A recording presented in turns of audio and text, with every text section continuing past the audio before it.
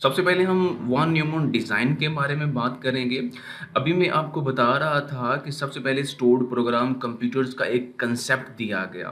तो 1951 में von Neumann और इसकी टीम ने एक ऐसे डिज़ाइन को प्रपोज़ किया जिसे हम स्टोर्ड प्रोग्राम कंप्यूटर का नाम देते हैं। इस डिज़ाइन के मुताबिक सीक्वेंस ऑफ इंस्ट्रक्शन और डेटा जो है वो मेमोरी के अंदर स्टोर किया जाए। इसे स्टोर्ड प्रोग्राम कंप्यूटर या स्टोर्ड प्रोग्राम मशीन का नाम भी जो है वो दिया गया था। मीन कंप्यूटर जो है वो मेमोरी से सबसे पहले वन बाय वन इंस्ट्रक्शन को रीड करेगा और उसके बाद जो है इनको वन बाय वन एग्जीक्यूट करके डेटा के ऊपर एक्शन परफॉर्म करेगा। वॉन न्यूमन के इस डिज़ाइन के अंदर मेमोरी का कंसेप्ट जो है वो दिया गया कि डेटा और इंस्ट्रक्शन पहले मेमोरी में स्टोर किए जाएं और फिर प्रोसेसर जो है वो डेटे को या इंस्ट्रक्शन को मेमोरी से वन बाय वन जो है वो वहाँ से ले और फिर अकॉर्डिंग टू इंस्ट्रक्शन वो एक्शन या वो फंक्शन डेटे के ऊपर परफॉर्म कर दे। तो आजकल के जो भी कंप्यूटर हम देखते हैं मॉडर्न कंप्यूटर्स वो भी वॉन न्यूमन के उसी डिज़ाइन की बेस पे जो है वो बने हुए हैं। कंप्यूटर आर्किटेक्चर्स की बात करें तो हम ये बात समझते हैं कि कंप्यूटर मुख्तलिफ किस्म के कंपोनेंट्स पर मुश्तमिल है और ये सारे के सारे कंपोनेंट्स जो हैं मखसूस किस्म के फंक्शन परफॉर्म करते हैं और ये सारे कंपोनेंट आपस में कनेक्टेड भी होते हैं। तो एक ऐसा वे जिसकी मदद से सारे कंपोनेंट आपस में कनेक्टेड भी हों और मिलकर कोई फंक्शन भी परफॉर्म करते हों, इस स्ट्रक्चर को इस आर्किटेक्चर को हम कंप्यूटर आर्किटेक्चर का नाम देते हैं। कंप्यूटर आर्किटेक्चर्स के कंपोनेंट की बात करें तो आप एक डायग्राम यहाँ पे देख रहे हैं। ये डायग्राम चैप्टर नंबर 1 में हमने कंप्यूटर के प्राइमरी हार्डवेयर कंपोनेंट में भी देखी थी, जिसमें इनपुट आउटपुट यूनिट्स हैं, प्रोसेसर्स हैं, मेमोरी यूनिट्स हैं, output devices, secondary storage devices भी शामिल हैं। यहाँ पर हम सीपीयू और उसके basic components arithmetic and logic unit को एंड कंट्रोल यूनिट को डिस्कस करेंगे। साथ में memory unit, input output devices और ये जो आपको एरो लाइंस नज़र आ रही हैं जिनकी मदद से ये कंपोनेंट आपस में कनेक्टेड हैं, यानी बस इंटरकनेक्शन, इनको भी हम स्टडी करते हैं। सीपीयू की बात करें तो सेंट्रल प्रोसेसिंग यूनिट है। कंप्यूटर का सबसे इम्पोर्टेंट कंपोनेंट सीपीयू है। इसे आप प्रोसेसर भी कह सकते हैं या इसे ब्रेन ऑफ कंप्यूटर का नाम भी दिया जाता है। ये वो वाहिद कंपोनेंट है जो कंप्यूटर के अंदर डेटे को इंस्ट्रक्शन के मुताबिक प्रोसेस करके इनको इंफॉर्मेशन में चेंज करता है। सीपीयू को दो हिस्सों में डिवाइड करते हैं, कंट्रोल यूनिट और arithmetic and logic unit. Control unit या इसे सीयू भी कहते हैं, ये सीपीयू का इम्पोर्टेंट पार्ट है। ये एक सुपरवाइजर के तौर पर भी काम करेगा। ये कंप्यूटर के तमाम पार्ट्स को कंट्रोल भी करेगा और इनकी तमाम तर एक्टिविटीज़ को कोऑर्डिनेट भी करेगा। सीयू या कंट्रोल यूनिट का बेसिक मकसद है कि मेमोरी से इंस्ट्रक्शन और डाटे को वन बाय वन लेके आना और उसके बाद इनको एग्जीक्यूट करवाना है। कि जो भी इंस्ट्रक्शन मेमोरी से control unit one by one लेके आता है, इनको पहले डिकोड किया जाता है ताकि देखा जाए कि इंस्ट्रक्शन क्या है और इनके ऊपर क्या परफॉर्म करना है और इसके बाद इन्हें परफॉर्म किया जाता है। तो जब कंट्रोल यूनिट इंस्ट्रक्शन फेच करके लेके आता है तो उसके बाद डिकोड मैंने कहा करते हैं और देखते हैं कि इसके ऊपर क्या फंक्शन परफॉर्म करना है। तो फंक्शन परफॉर्म करने वाले जो कंपोनेंट हैं वो अर्थमेटिक और लॉजिक यूनिट कहलाते हैं, इन्हें एएलयू भी कहते हैं।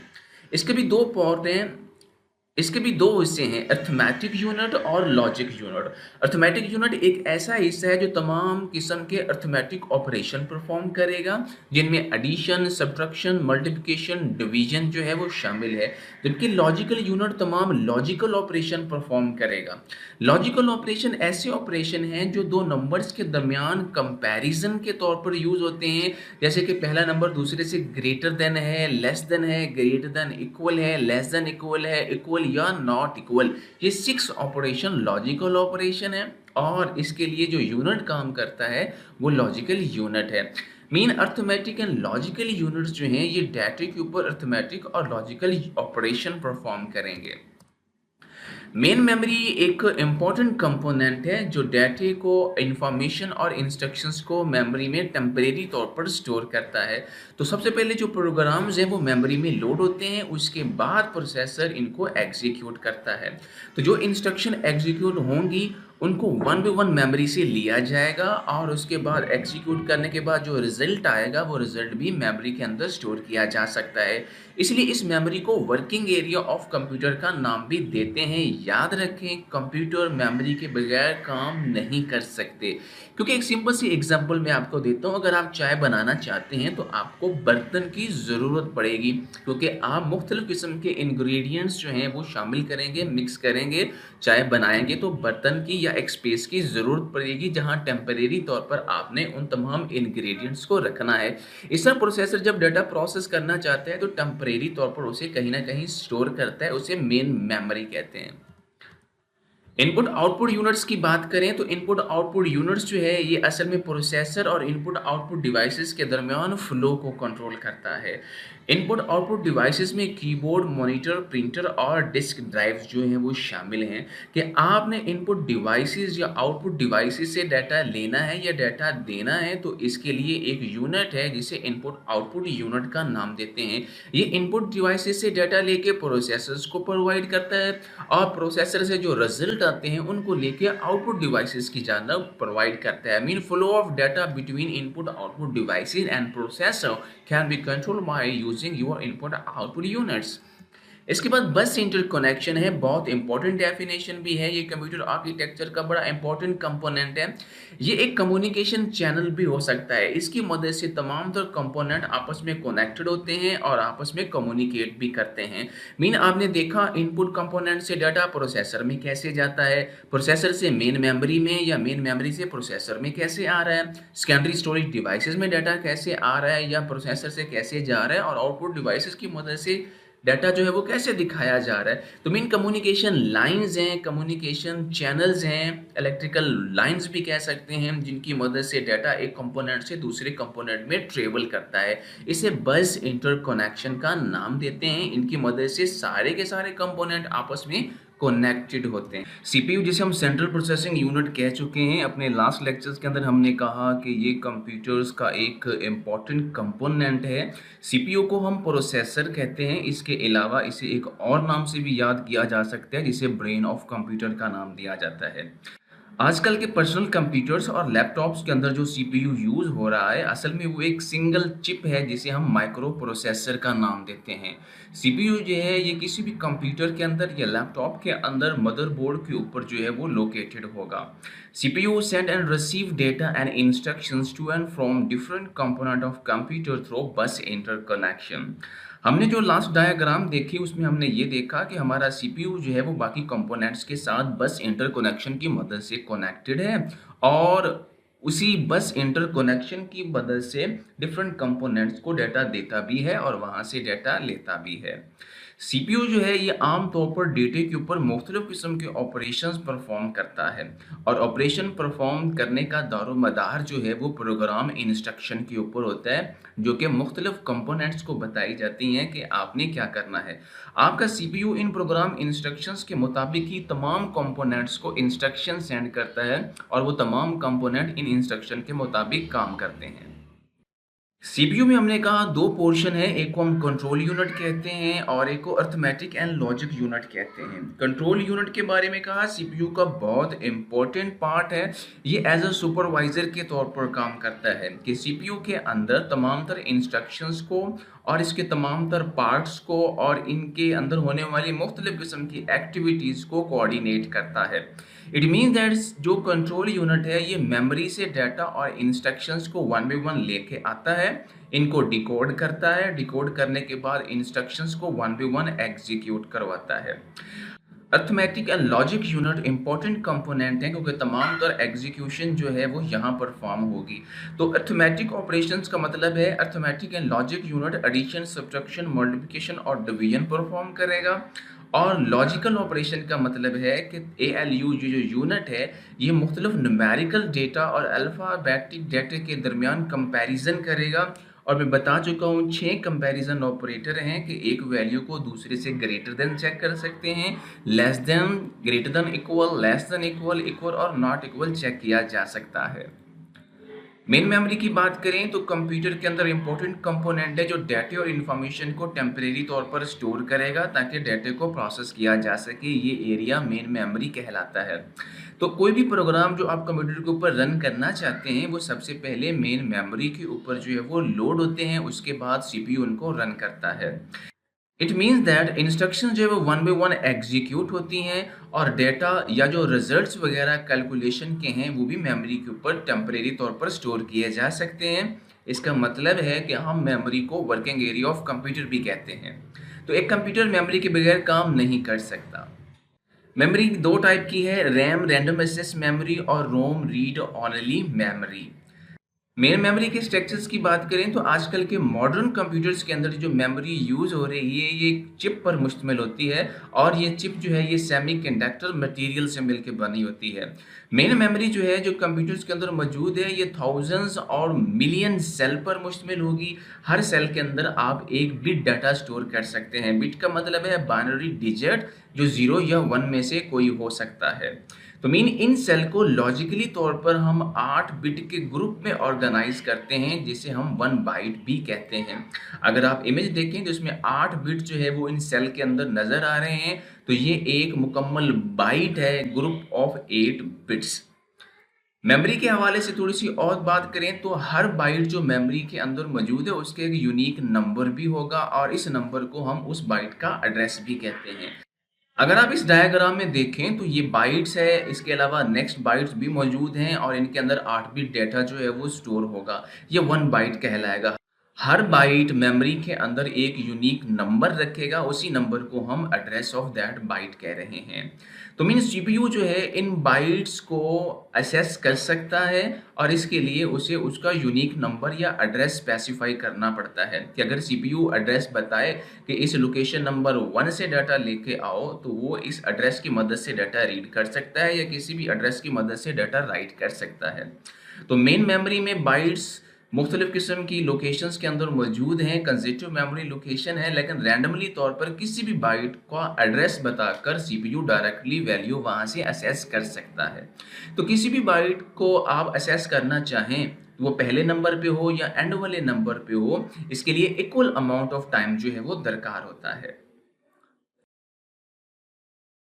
डियर स्टूडेंट्स, आपको याद होगा जब हम मेन मेमोरी के कंसेप्ट्स को स्टडी कर रहे थे तो वहाँ हमने मेन मेमोरी की एग्जांपल में रैम का जिक्र किया था। तो रैम रैंडम एक्सेस मेमोरी है। असल में रैम जो है ये एक अनदर टर्म है जिसे हम मेन मेमोरी के लिए यूज़ करते हैं। डेटा जो रैम के अंदर मौजूद है आप इसे डायरेक्टली भी असेस कर सकते हैं। यही वजह है कि इसे रैंडम एक्सेस मेमोरी या डायरेक्ट एक्सेस मेमोरी का नाम भी हम देते हैं। रैम के अंदर जो डाटा मौजूद होगा वो टेम्परेरी तौर पर होगा। रैम को एक और नाम भी हम देते हैं जिसे हम प्राइमरी मेमोरी कहते हैं। रैम को वोलेटाइल मेमोरी भी कहते हैं। किसी भी चीज़ को वोलेटाइल कहने का मतलब ये होगा कि जब तक इसमें वोल्टेज मौजूद रहती है, जब तक करंट मौजूद रहता है, इसमें डाटा स्टोर रहता है। तो रैम के अंदर जब तक करंट मौजूद रहेगा मीन जब तक हमारा कंप्यूटर या सिस्टम जो है वो ऑन रहेगा, डाटा इसमें मौजूद रहेगा। जैसे ही आप कंप्यूटर ऑफ कर देते हैं तो रैम जो है इससे डाटा लॉस्ट हो जाता है। रैम एक टेम्परेरी मेमोरी है। रैम एक रीड और राइट मेमोरी भी है क्योंकि सीपीयू जो है वो रैम के ऊपर सिर्फ रीड और राइट ऑपरेशन जो है वो परफॉर्म करता है। यहाँ रीड ऑपरेशन परफॉर्म करने का मतलब है कि सीपीयू जो है वो डाटा और इंस्ट्रक्शन रैम से लेके आता है ताकि इनको प्रोसेस कर सके। और राइट ऑपरेशन का मतलब ये होगा कि सीपीयू जो है डाटा, इंस्ट्रक्शन और रिजल्ट्स वापस रैम के ऊपर स्टोर भी कर सकता है। रैम की कैपेसिटी को मेजर करने के लिए हम इसे बाइट्स में मेजर करते हैं और आजकल हमारे पास जो माइक्रो कंप्यूटर जिनमें पर्सनल कंप्यूटर और लैपटॉप शामिल हैं इसमें डिफरेंट अमाउंट्स की रैम जो है वो शामिल हैं। आमतौर पर 128 MB से लेके 2 GB या कुछ लैपटॉप्स और पर्सनल कंप्यूटर्स के अंदर रैम की अमाउंट 4 GB, 8 GB या इससे भी ज़्यादा हो सकती है। ज़्यादा रैम होने का मतलब ये होगा कि आपका कंप्यूटर जो है वो बहुत बड़े साइज़ के प्रोग्राम्स को भी रैम में आसानी से लोड कर सकता है और उनको प्रोसेस कर सकता है। तो जितना ज़्यादा डाटा रैम में लोड होगा उतना ही ज़्यादा प्रोसेस किया जाएगा। मीन उतनी ज़्यादा अमाउंट में डाटे को प्रोसेस करेंगे तो कम वक्त में बहुत ज़्यादा डाटा प्रोसेस होगा। यही वजह है कि रैम जितनी ज़्यादा होगी उतनी ही कंप्यूटर की परफॉर्मेंस ज़्यादा होगी। रैम को दो हिस्सों में डिवाइड करते हैं, डी रैम और एस रैम। डी रैम का मतलब है डायनामिक रैंडम एक्सेस मेमोरी। ये मेमोरी की जो टाइप है ये आजकल बहुत सारे कंप्यूटर्स में यूज़ हो रही है।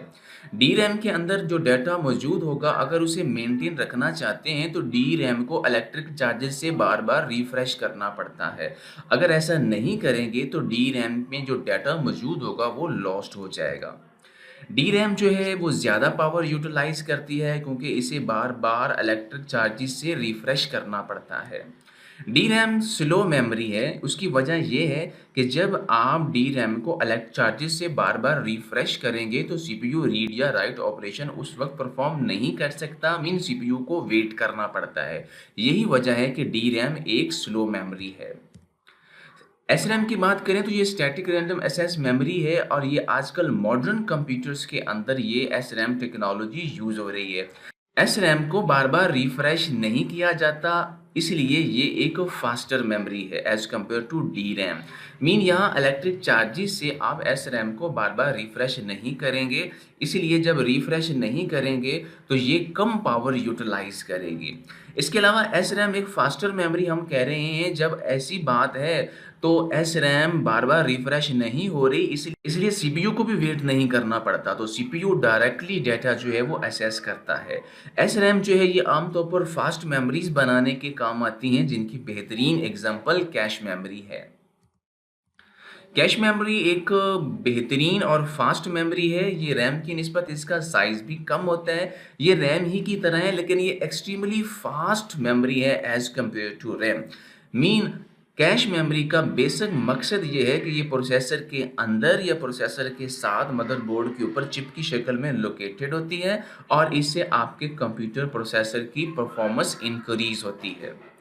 जब भी आपका सीपीयू मुख्तलिफ किस्म की इंस्ट्रक्शन मेमोरी से लोड करने के बाद एग्जीक्यूट करता है तो उसकी एक कॉपी जो है वो अपने पास कैश मेमोरी में स्टोर कर लेता है। इसका मतलब ये हुआ कि अगर सीपीयू को वही स्पेसिफिक डाटा या प्रोग्राम दोबारा चाहिए तो अब रैम में जाने की बजाय वो कैश मेमोरी से ही लेकर इसको एग्जीक्यूट कर देता है। इससे आपके कंप्यूटर की स्पीड जो है या सीपीयू की वर्किंग जो है वो तेज़ हो जाती है। सबसे पहले हम रोम के बारे में बात करते हैं। रोम stands for read only memory है। मीन ये एक ऐसी मेमोरी है जिसे हम इंटरनल मेमोरी भी कह सकते हैं और ये कंप्यूटर के अंदर चिप की शक्ल में मदरबोर्ड के ऊपर जो है वो लोकेटेड हो सकती है। रोम के अंदर जो डाटा और इंस्ट्रक्शन आप स्टोर करते हैं असल में ये मैन्युफैक्चरर कंपनीज जो हैं ये स्टोर करेंगी। मीन जब इस रोम को बनाया जाएगा, मैन्युफैक्चर किया जाएगा तो उसी वक्त इसके ऊपर कुछ डाटा जो है या इंफॉर्मेशन जो है वो कंपनी स्टोर कर सकती हैं। मीन जो डेटा और प्रोग्राम्स आप स्टोर करेंगे बाद में इसे चेंज नहीं किया जा सकता। अक्सर आपने देखा होगा जब आप कंप्यूटर को, एलसीडी को या किसी भी टीवी को ऑन करते हैं या सेल फ़ोन को ऑन करते हैं तो शुरू में कुछ इन्फॉर्मेशन, लोगो वगैरह जो है या मखसूस किस्म का डेटा जो है वो अपीयर होता है। वो डेटा परमानेंटली तौर पर एक चिप के अंदर स्टोर करके रखा होता है कि जब भी सिस्टम को ऑन किया जाए वो डेटा जो है वो खुद ब खुद एक्टिवेट हो जाए। तो मीन रीड ओनली मेमोरी के अंदर ऐसा डेटा जो है वो स्टोर किया जाता है। मीन जो डेटा और इंस्ट्रक्शन आप रोम के अंदर स्टोर करेंगे वो सिर्फ रीड ओनली होगा। आप सिर्फ उसे रीड कर सकते हैं, नया डाटा और इंस्ट्रक्शन जो है उसके ऊपर आप राइट नहीं कर सकते। यही वजह है कि हम रोम को रीड ओनली मेमोरी कहते हैं। तो ये एक शॉर्ट क्वेश्चन पूछा जाता है कि why ROM is called read only memory, तो इसका ये आंसर आपने देना है। रोम जो है इसके ऊपर डेटा और इंस्ट्रक्शन परमानेंटली तौर पर स्टोर होती हैं और रोम को हम नॉन वोलेटाइल मेमोरी भी कहते हैं। आपको याद होगा हमने रैम को वोलेटाइल मेमोरी कहा था, अब रोम को हम नॉन वोलेटाइल मेमोरी कह रहे हैं क्योंकि रोम में डेटा जो स्टोर आप करेंगे जब पावर टर्न ऑफ करेंगे तो डेटा इससे डिलीट नहीं होगा। जब सिस्टम ऑन करेंगे तो वो डाटा रोम के अंदर वैसे ही मौजूद होगा, इसलिए परमानेंटली स्टोर होगा और ये नॉन वोलेटाइल है। रोम जो है ये आमतौर पर ऐसी इंस्ट्रक्शंस या डेटे को स्टोर करने के लिए यूज़ होंगी जिन्हें सिस्टम ने बार बार यूज़ करना होता है। इसलिए परमानेंटली तौर पर ये डाटा जो है वो रोम के अंदर स्टोर करके रख दिया जाता है क्योंकि सिस्टम ने इसे फ्रिक्वेंटली जो है वो यूज़ करना है। तो मुख्तलिफ़ किस्म के इनपुट आउटपुट ऑपरेशन जो कंप्यूटर परफॉर्म करता है उनके हवाले से कुछ रिलेटेड डेटा जो है वो रोम के अंदर स्टोर होता है। तो रोम के अंदर जो डेटा स्टोर होता है उनके अंदर ऑपरेटिंग सिस्टम रूटीन और उनका डेटा हो सकता है। अभी मैं आपको बता रहा था जब आप अपने कंप्यूटर को ऑन करते हैं तो सबसे पहले प्रोसेसर के पास जो इंस्ट्रक्शन जाती हैं वो होती हैं कि विंडो को लोड कैसे करना है। इट मीन्स दैट आपने कोई इंस्ट्रक्शन नहीं दी लेकिन कंप्यूटर के अंदर एक चिप की शक्ल में ये डाटा पहले से स्टोर होता है कि जब भी कंप्यूटर ऑन होगा तो ये विंडो या ऑपरेटिंग सिस्टम को लोड करने की इंस्ट्रक्शन जो हैं ये मेमोरी में लोड होंगी और उसके बाद प्रोसेसर ऑपरेटिंग सिस्टम को लोड करना शुरू करेगा। ये इंफॉर्मेशन ऑटोमेटिकली जो है वो आपके कंप्यूटर सिस्टम्स के अंदर जो है वो स्टोर होती हैं। जब आप कंप्यूटर को ऑन करेंगे तो रोम से ये इंस्ट्रक्शंस जो है वो ऑटोमेटिकली एक्टिवेट हो जाएंगी और कंप्यूटर का बूटिंग का प्रोसेस स्टार्ट हो जाएगा। बूटिंग प्रोसेस का यह मतलब ये होगा कि आपका ऑपरेटिंग सिस्टम जो है वो कैसे लोड किया जाए, विंडो को कैसे रन किया जाए। रोम को हमने 3 हिस्सों में डिवाइड किया है, पी रोम, ईपी रोम और ईईपी रोम। सबसे पहले हम बात करते हैं पी रोम, जिसे प्रोग्रामेबल और रीड ओनली मेमोरी भी कहते हैं। ये मेमोरी इनिशियली तौर पर ब्लैंक है कि जब इसे बनाया जाता है तो ये खाली होती है। इसके बाद यूज़र और मैन्युफैक्चरर जो हैं इसके ऊपर मखसूस किस्म की स्पेशल डिवाइसेस की मदद से डाटा जो है वो राइट करके दे देंगे। एक दफ़ा जब डाटा इसके ऊपर राइट हो जाता है तो आप इस डाटे को चेंज नहीं कर सकते। तो रोम में अगर डाटा राइट करने के दौरान किसी किस्म का एरर आ जाता है तो वो एरर भी उसके साथ ही राइट हो जाता है। तो इस सिचुएशन में आप उस एरर को रिमूव नहीं कर सकेंगे क्योंकि आप डाटा चेंज नहीं कर सकते। पी रोम में अगर डाटा राइट करने के दौरान एरर आ जाता है तो वो एरर भी उस चिप के अंदर जो है वो स्टोर हो जाएगा। अब वो आप यूज़ नहीं कर सकते क्योंकि वो एरर के साथ है। ईपी रोम जो है रेजेबल प्रोग्रामेबल रीड ओनली मेमोरी है। ये मेमोरी भी इनिशियली तौर पर ब्लैंक होती है और इसमें भी यूज़र या मैन्युफैक्चरर जब इसे बनाएगा तो इसके ऊपर मखसूस किस्म की डिवाइसेस की मदद से डेटा या प्रोग्राम जो है उसके ऊपर राइट करेगा।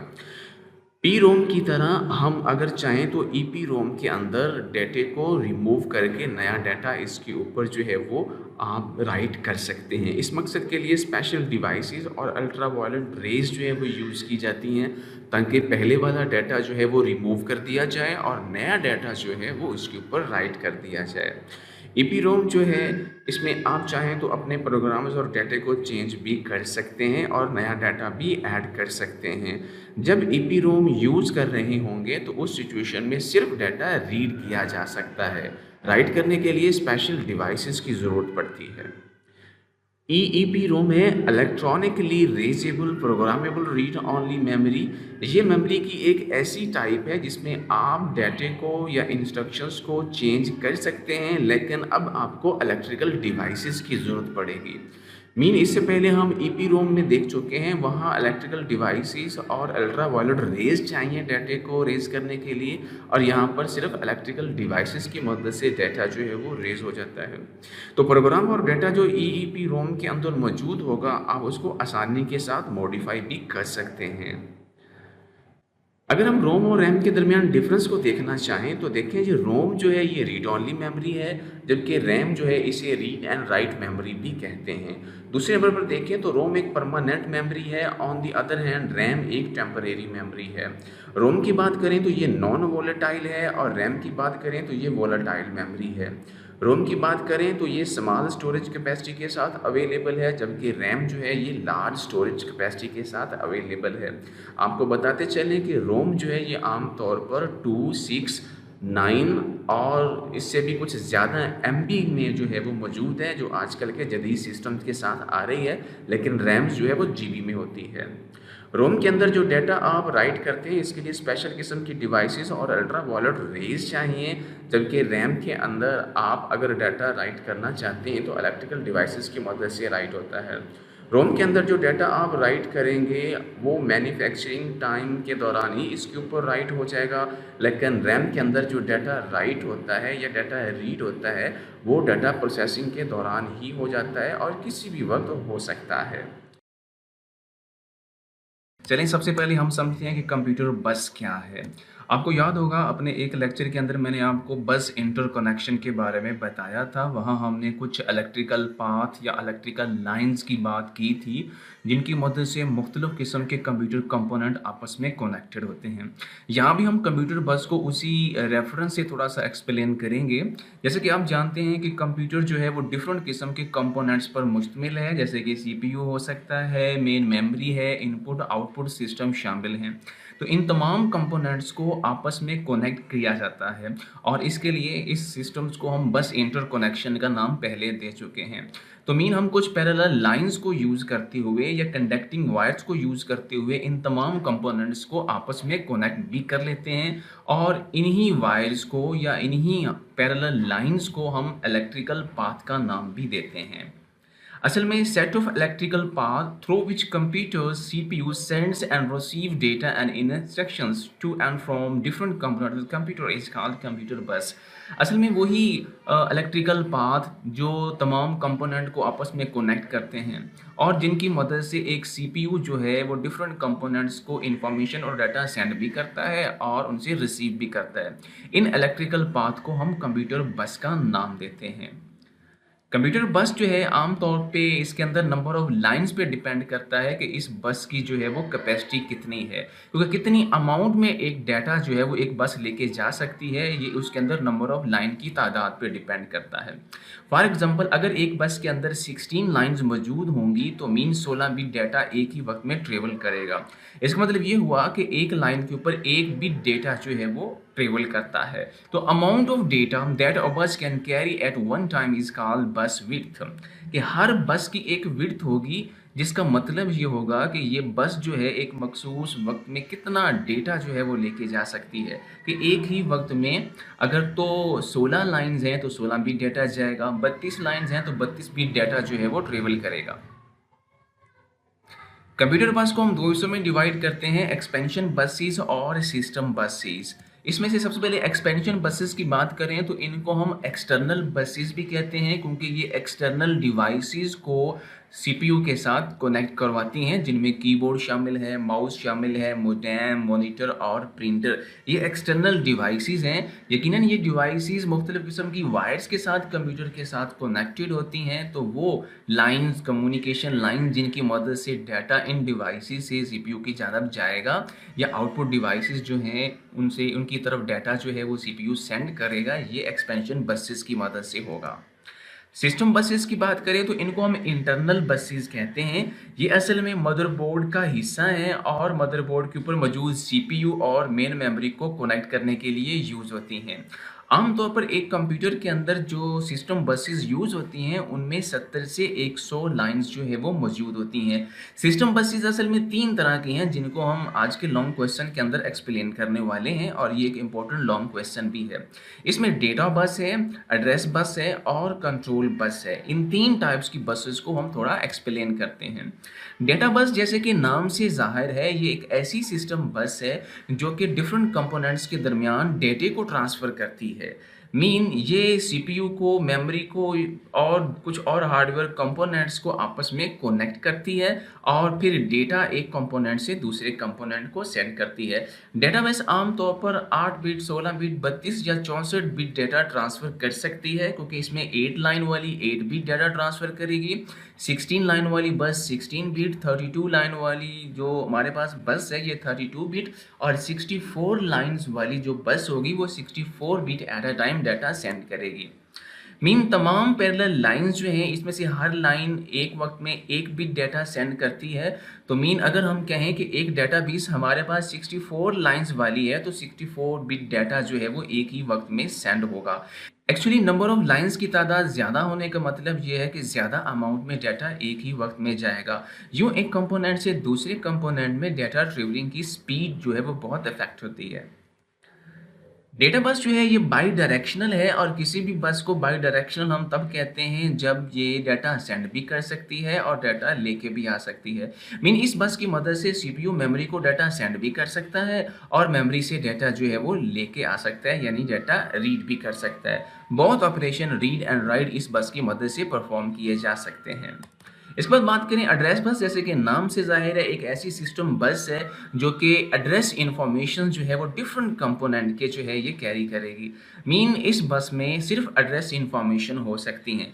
असल में जब हम बात करें तो हमारे पास जो कंप्यूटर सिस्टम है इसमें डिफरेंट कंपोनेंट्स है, तो हर कंपोनेंट को एक यूनिक आईडी असाइन किया होता है जिसे हम उसका एड्रेस भी कहते हैं। तो इसी आईडी की मदद से डिफरेंट कंपोनेंट से कम्युनिकेट किया जा सकता है।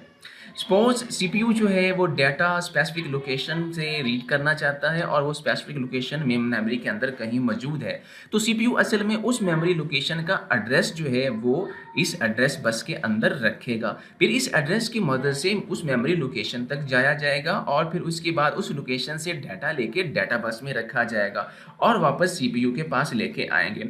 इस सिचुएशन में हम कहते हैं कि सीपीयू ने एड्रेस बस और डाटा बस को यूज करते हुए कुछ डेटा जो है वो मेमोरी से रीड कर लिया। एड्रेस बस यूनिडायरेक्शनल बस है और इस बस को यूनिडायरेक्शनल कहने का मकसद ये है कि सीपीयू सिर्फ एड्रेस इंफॉर्मेशन सेंड कर सकता है कंपोनेंट्स को, तो उन कंपोनेंट्स की जानब एड्रेसिंग इंफॉर्मेशन ट्रेवल करेंगी, वहां से डाटा लेके आएंगी, लेकिन कोई भी कंपोनेंट्स जो है वो एड्रेस सेंड नहीं कर सकता सीपीयू को। इसलिए सिर्फ सीपीयू ही तमाम कंपोनेंट को एड्रेस की मदद से असेस करता है, इसलिए ये यूनिडायरेक्शनल है। कंट्रोल बस की बात करें तो जैसे कि नाम से जाहिर है एक ऐसी सिस्टम बस है जिसके अंदर सीपीयू जो है मुख्तलिफ किस्म के कंट्रोल सिग्नल जो है वो कंप्यूटर को सेंड करेगा। इन कंट्रोल सिग्नल के अंदर टाइमिंग इंफॉर्मेशन भी हो सकती है और कंट्रोल सिग्नल में कमांड सिग्नल भी हो सकते हैं। इसमें टाइमिंग इंफॉर्मेशन की अगर हम बात करें तो ये वो टाइम होगा कि कोई डिवाइस या कोई भी यूनिट जो है वो डाटा बस और एड्रेस बस को कितनी देर तक यूज़ कर सकता है, जबकि कमांड सिग्नल ये बताते हैं कि उन डाटे के ऊपर किस किस्म का ऑपरेशन परफॉर्म करना है, जैसे कि रीड करना है या राइट करना है। मेन सीपीयू जो है अगर हम कहें मेन मेमोरी से डाटा रीड करना चाहता है तो ये सबसे पहले एक कमांड यूज़ करेगा जिसे हम कमांड सिग्नल कहते हैं, जो मेमोरी रीड हो सकता है कि मैं रीड करना चाहता हूँ या डाटा राइट करना चाहता हूँ, ये कमांड सिग्नल यूज़ किए जाएंगे। मेन कंट्रोल बस जो है इसका एक और भी स्पेशल मकसद है, ये एक मखसूस किस्म का एसी के सिग्नल भी जनरेट करता है। यहाँ एसी का मतलब ये होगा कि जब सीपीयू मेमोरी के किसी लोकेशन में डाटा रीड करता है तो क्या सक्सेसफुली डाटा रीड हो चुका है या नहीं, तो ये कमांड सिग्नल्स जो हैं ये सीपीयू को बताएंगे कि डाटा सक्सेसफुल रीड हो चुका है या डाटा जहाँ से राइट करना चाहते हैं वो मेमोरी लोकेशन अवेलेबल है या नहीं है। मीन सक्सेसफुल, कंप्लीटेड या अनसक्सेसफुल, ये मुख्तलिफ किस्म के सिग्नल हैं जो एसी के मदद से सीपीयू को जो है वो रिसीव होते हैं। इसकी एग्जांपल देना चाहता हूँ, अगर आप कंप्यूटर से किसी पेज पे प्रिंट निकालना चाहें, प्रिंट की कमांड दें लेकिन आगे प्रिंटर ही मौजूद ना हो तो फ़ौरन सीपीयू को सिग्नल रिसीव होगा कि प्रिंटर ही मौजूद नहीं है। तो मेन सीपीयू को मखसूस किस्म के कमांड सिग्नल्स भी मिलते हैं जो कि मखसूस किस्म के सक्सेसफुल या अनसक्सेसफुल ऑपरेशन की शक्ल में हो सकते हैं। पहले हम ये देखते हैं कि डाटा ट्रांसफ़र स्कीम्स क्या होती हैं। असल में हमारे पास प्रोसेसर जो है वो इनपुट डिवाइसेस से डाटा लेकर मेमोरी में लेके जाता है या मेमोरी से डाटा लेकर प्रोसेस करने के बाद आउटपुट डिवाइसेस की जानब लेके जाएगा। तो मीन इनपुट आउटपुट डिवाइसेस से डाटा जो है वो मेमोरी में जो ट्रांसफ़र होता है तो उसकी कितनी स्कीम्स हैं, तो इन्हें दो हिस्सों में डिवाइड किया गया है। यूजिंग इंट्रोप्स ये काम होता है और इसके अलावा यूजिंग डीएमए भी किया जा सकता है। सबसे पहले हम यूजिंग इंट्रोप्स बात करने वाले हैं। इंट्रोप एक सिग्नल है जो सीपीयू इनपुट आउटपुट डिवाइसेस को सेंड करता है। मीन सीपीयू इनपुट डिवाइसेस से या डाटा लेना चाहता है तो उन्हें एक सिग्नल देगा, या आउटपुट डिवाइसेस को डाटा सेंड करना चाहता है तो उन्हें एक सिग्नल देगा। इस सिग्नल को इंट्रोप कहते हैं। मीन जब सीपीयू इंटरप्टेड होगा तो अपनी तमाम तर करंट एक्टिविटीज़ को स्टॉप कर देगा। इसके बाद कंट्रोल जो है वो इंटरप्टेड डिवाइसेस की जानब ट्रांसफ़र हो जाएगा और फिर उसके बाद उन टास्क को कंप्लीट किया जाएगा। जब टास्क कंप्लीट होंगे तो उसके बाद सीपीयू अपना काम करना शुरू करेगा। इंट्रोप कॉमनली यूज स्कीम है जो इनपुट आउटपुट डिवाइसेस को हैंडल करती है। मीन इस स्कीम के अंदर जो प्रोसेसर है वो एक कमांड सिग्नल सबसे पहले इनपुट आउटपुट डिवाइसेस को इशू करेगा ताकि इनपुट आउटपुट डिवाइसेस कोई ऑपरेशन परफॉर्म कर सकें। जब वो डिवाइसेस रेडी हो जाती हैं तो ये एक सिग्नल इनपुट की शक्ल में जनरेट करके सीपीयू को बताती हैं कि हम डाटा सेंड करना चाहती हैं या आउटपुट डिवाइसेस जो है वो डाटा दिखा सकती हैं। तो प्रोसेसर बाकी तमाम प्रोसेस सस्पेंड कर देता है और उस इनपुट के मुताबिक जो है वो काम करना शुरू करता है। अगर सीपीयू इनपुट डिवाइसेस को सिग्नल सेंड करे कुछ डाटा रिसीव करने के लिए, तो इनपुट डिवाइसेस भी एक सिग्नल सेंड करेंगी कि वी आर रेडी। तो सीपीयू जो है वो बाकी सारे काम छोड़कर उन इनपुट डिवाइसेस से डाटा लेकर मेमोरी में स्टोर करना शुरू कर देगा। इसका कुछ एडवांटेज और डिसएडवांटेज भी हैं। एडवांटेज ये है कि इस स्कीम के अंदर कोई एडिशनल हार्डवेयर की ज़रूरत नहीं पड़ती और इसको इम्प्लीमेंट करना भी आसान है। लेकिन इसका डिसएडवांटेज ये है कि आपका सीपीयू जो है जब वो मखसूस किस्म के इंट्रूप्स को रिस्पॉन्स करेगा तो अपनी तमाम तरह एक्टिविटीज़ को सस्पेंड कर देता है, जिससे इसकी ओवरऑल परफॉर्मेंस जो है वो लो हो जाती है। डीएमए की बात करें तो डायरेक्ट मेमोरी एक्सेस है। ये आमतौर पर एक स्पेशल हार्डवेयर यूज़ करेगा जिसे डीएमए कंट्रोलर भी कहते हैं। इस स्कीम के अंदर जब भी इनपुट आउटपुट डिवाइसेस से डाटा ट्रांसफ़र होगा या फिर मेन मेमोरी के दरमियान, तो इसमें अब सीपीयू इन्वॉल्व नहीं होता। मेन सीपीयू अपना काम करता रहता है और ये डीएमए कंट्रोलर जो है ये इनपुट आउटपुट डिवाइसेस और मेन मेमोरी के दरमियान डाटा ट्रांसफ़र करवाएगा। सीपीयू जो है वो सबसे पहले डीएमए कंट्रोलर को कुछ एक्शन परफॉर्म करने के लिए एक सिग्नल सेंड करेगा और उसके बाद सीपीयू अपना काम करना शुरू कर देगा। मीन सीपीयू को अब वेट नहीं करना पड़ेगा। जब ये DMA controller input output devices की मदद से अपना टास्क कंप्लीट कर लेगा या इनपुट डिवाइसेस से डाटा लेके मेमोरी में स्टोर कर देगा या मेमोरी से डाटा आउटपुट डिवाइसेस को सेंड कर देगा, तो डीएमए कंट्रोलर सीपीयू को बताएगा कि काम हो चुका है और फिर सीपीयू जो है ओके की रिपोर्ट की शक्ल में जो है इस काम को फर्दर जो है वो आगे बढ़ाएगा या फिर डीएमए को अगर कोई टास्क नहीं है तो फ्री कर देगा। सीपीयू सिर्फ स्टार्ट में और एंड में इन्वॉल्व होता है कि सिर्फ जब कोई टास्क परफॉर्म करना होगा तो सीपीयू डीएमए कंट्रोलर को बताएगा कि इनपुट डिवाइस से डाटा लेके मेमोरी में स्टोर करो और सीपीयू अपना काम करना शुरू कर देता है। इसके बाद जब वो काम मुकम्मल कर लेगा डीएमए कंट्रोलर तो सीपीयू को बता देता है कि काम हो चुका है। तो मेन सीपीयू इसमें ज़्यादा इन्वॉल्व नहीं होता, सीपीयू अपने बाकी ऑपरेशन वक्त के साथ परफॉर्म करता रहता है। इसका एडवांटेज ये है कि सीपीयू जो है उसे वेट नहीं करना पड़ता कि इनपुट आउटपुट डिवाइसेस का ऑपरेशन कंप्लीट हो। मीन अब इनपुट आउटपुट डिवाइसेस के ऑपरेशंस को डीएमए कंट्रोलर डील कर रहा होता है, सीपीयू नहीं कर रहा। इसलिए सीपीयू जो है वो आपकी सिस्टम की परफॉर्मेंस को इंक्रीज कर देगा क्योंकि सीपीयू को वेट नहीं करना पड़ रहा, सीपीयू कंटिन्यूसली अपना काम करेगा।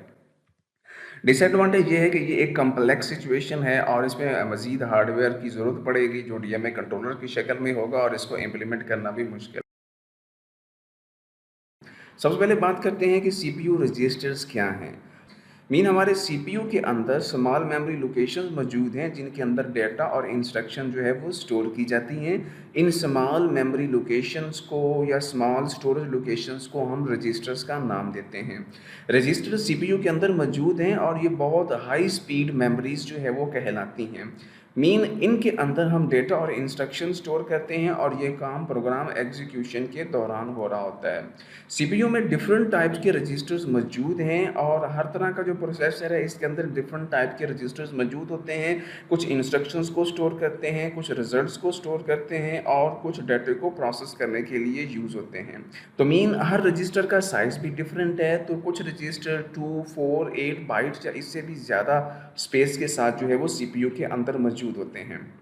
तो मीन जितना ज़्यादा साइज़ होगा किसी भी रजिस्टर्स का सीपीयू की परफॉर्मेंस भी उतनी बढ़ जाएगी। इसकी वजह यह है कि रजिस्टर्स के अंदर डाटा आकर स्टोर होना है और फिर प्रोसेस होगा। तो जितना ज़्यादा साइज़ होगा रजिस्टर का उतना ज़्यादा डाटा आकर प्रोसेस हो सकता है। तो एक ही वक्त में ज़्यादा डाटा प्रोसेस होने की वजह से बहुत जल्द टास्क परफॉर्म हो जाते हैं। तो हमें फील होता है कि हमारे सीपीयू की परफॉर्मेंस जो है वो बहुत ज़्यादा हो गई है। सीपीयू में स्पेशल पर्पस रजिस्टर्स की बात करें तो ये कुछ मखसूस किस्म के रजिस्टर्स मौजूद हैं जिन्हें प्रोग्राम काउंटर पीसीबी कहते हैं। Instruction register IR, memory address register MAR, memory buffer register MBR और स्टैक पॉइंटर, ये 5 important special purpose register CPU के अंदर मुख्तलिफ किस्म के फंक्शन परफॉर्म करते हैं। इनकी फंक्शनैलिटी को वन बाई वन हम एक्सप्लेन करते हैं। सबसे पहले प्रोग्राम काउंटर की बात करें तो जैसे कि नाम से ज़ाहिर है काउंटर काउंट करने वाला। तो मीन हमारे पास जो प्रोग्राम लिखे जाते हैं, प्रोग्राम काउंटर जो है उन प्रोग्राम्स में लिखी जाने वाली स्टेटमेंट को एक मखसूस सीक्वेंस में वन बाई वन मेमोरी से फेच करके एग्जीक्यूट करता है। इसके अलावा प्रोग्राम काउंटर जो है, जब हम एक-एक करके इंस्ट्रक्शन मेमोरी से लेके आते हैं, तो सीपीयू को प्रोवाइड करते हैं। सीपीयू उन इंस्ट्रक्शन के ऊपर काम करना शुरू करता है।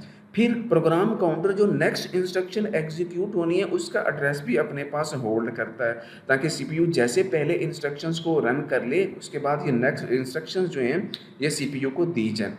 सीपीयू उस नेक्स्ट इंस्ट्रक्शन पे काम करना शुरू करता है, तो अगली जो इंस्ट्रक्शन एग्जीक्यूट होनी है, प्रोग्राम काउंटर उसका एड्रेस अपने पास स्टोर करके रख लेता है। जैसे ही प्रोग्राम काउंटर मेमोरी से इंस्ट्रक्शन फेच करके लेके आता है, तो प्रोग्राम काउंटर की जो वैल्यू है वो इंक्रीमेंट हो जाती है। मीन ये काउंट करता है कि एक इंस्ट्रक्शन एग्जीक्यूट हो चुकी है, ये 2 हो चुकी है, ये 3, 4। तो इंक्रीमेंट करने का मतलब है कि बाई 1 वैल्यू हर दफ़ा इंक्रीज़ करते जाना। प्रोग्राम काउंटर रजिस्टर जो है, इसके बारे में सबसे इम्पोर्टेंट चीज़ यही है कि ये नेक्स्ट इंस्ट्रक्शन जो आनी है उसके एड्रेस को भी होल्ड करता है। मीन प्रोग्राम काउंटर रजिस्टर को इंस्ट्रक्शन पॉइंटर रजिस्टर का भी नाम देते हैं, क्योंकि ये उस नेक्स्ट आने वाली इंस्ट्रक्शन को पॉइंट करता है जिसने नेक्स्ट सीपीयू के अंदर एग्जीक्यूट होना है। इसके बाद इंस्ट्रक्शन रजिस्टर है। अभी हम एक बात कर रहे थे कि प्रोग्राम काउंटर जो इंस्ट्रक्शन लेके आता है और फिर सीपीयू को देता है, सीपीयू एग्जीक्यूट करता है, तो प्रोग्राम काउंटर अपनी इंस्ट्रक्शन को स्टोर कहाँ करता होगा जो नेक्स्ट इंस्ट्रक्शन वो लेके आता है। तो मीन जब एक दफ़ा इंस्ट्रक्शन जो है मेन मेमोरी से आ जाती है, तो उन इंस्ट्रक्शंस को आईआर के अंदर स्टोर कर लिया जाता है। तो मीन ये जो इंस्ट्रक्शन आईआर के अंदर आ चुकी हैं, इन इंस्ट्रक्शन को हमारा कंट्रोल यूनिट जो है वो डिकोड करेगा और देखेगा कि इंस्ट्रक्शन में क्या लिखा हुआ है, फिर इसके मुताबिक उसको एग्जीक्यूट करवाएगा। मेमोरी एड्रेस रजिस्टर MAR नाम से ज़ाहिर है, ये एक ऐसा रजिस्टर है जिसके अंदर हम मेमोरी एड्रेस स्टोर करते हैं। देखिए, सीपीयू मेमोरी से डाटा या रीड करना चाहता है या राइट करना चाहता है, तो जिस लोकेशन से रीड राइट करना चाहता है, उस लोकेशन का डेटा जो है और उस लोकेशन का जो एड्रेस है, वो एड्रेस इस एड्रेस रजिस्टर के अंदर स्टोर होगा। मेमोरी बफर रजिस्टर MBR भी कहते हैं। तो मेमोरी बफर रजिस्टर्स के अंदर जो हैं वो डेटा या इंस्ट्रक्शन के कंटेंट स्टोर होते हैं। मीन MAR के बारे में बात की, मेमोरी एड्रेस रजिस्टर, उसमें सिर्फ एड्रेस स्टोर होगा कि कहाँ से डाटा लेके आना है या कहाँ डाटा स्टोर करना है। तो कौन सा डाटा लेके जाना है और कौन सा डाटा जो है वो हमने वहाँ से लेके आना है, वो डाटा जो है वो मेमोरी बफर रजिस्टर के अंदर स्टोर होगा। मीन मेमोरी बफर रजिस्टर का मकसद यह है डाटा और इंस्ट्रक्शन जो है वो स्टोर करना, वो डाटा जो मेमोरी से आ रहा है या वो डाटा जो मेमोरी की तरफ जा रहा है। स्टैक पॉइंटर एक इम्पोर्टेंट रजिस्टर है और स्टैक का मतलब होता है मेमोरी ब्लॉक्स का सेट।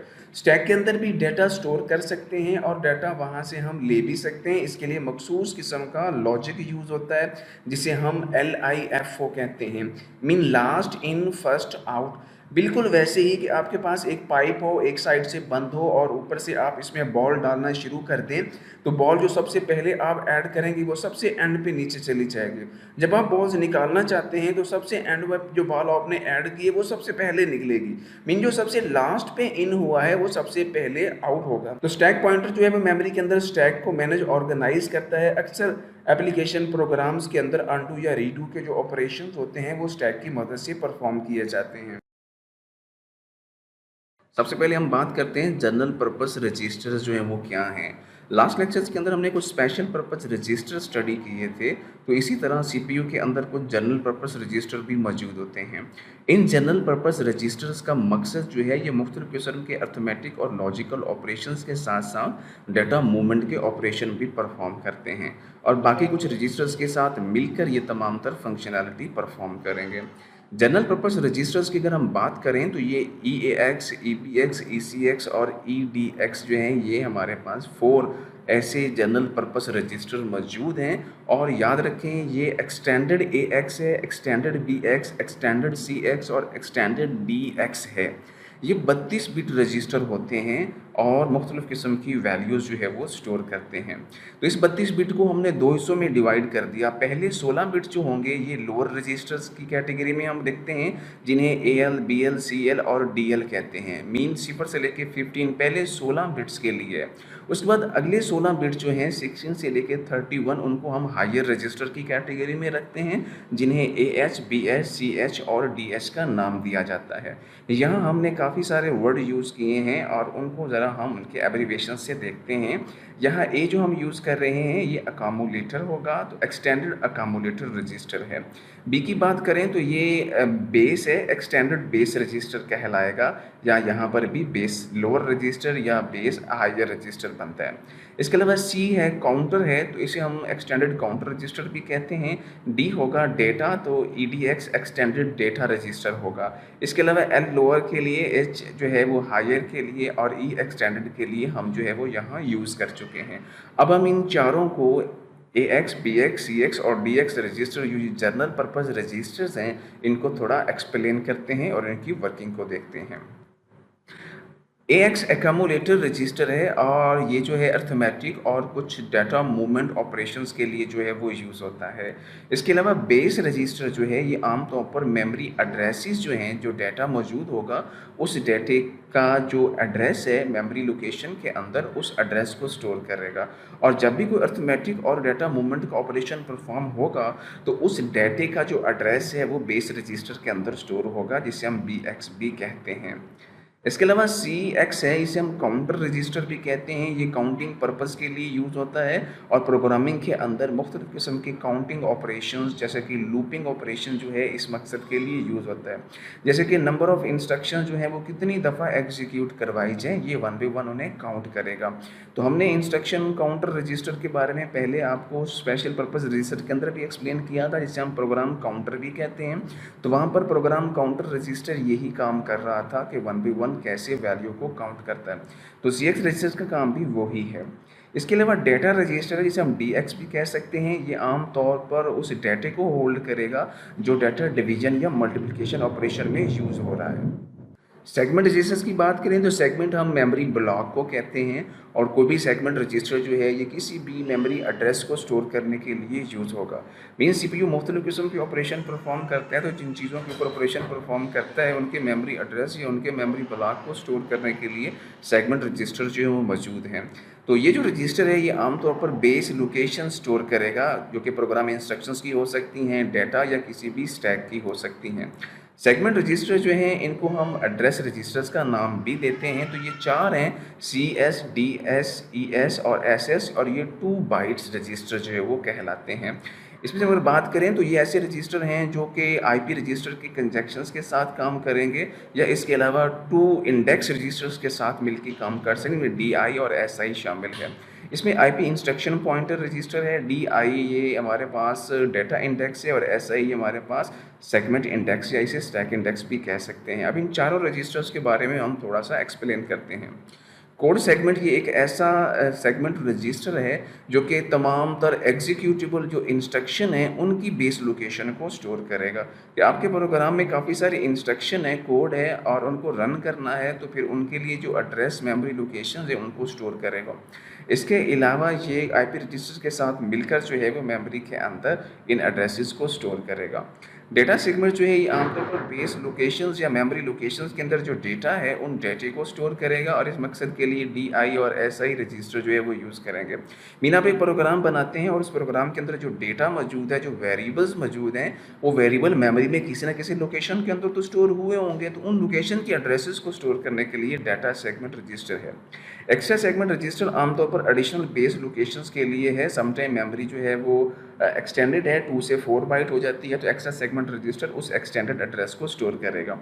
स्टैक सेगमेंट आमतौर पर जो है वो स्टैक प्रोग्राम के लिए या प्रोग्राम स्टैक की करंट लोकेशन को स्टोर करेगा।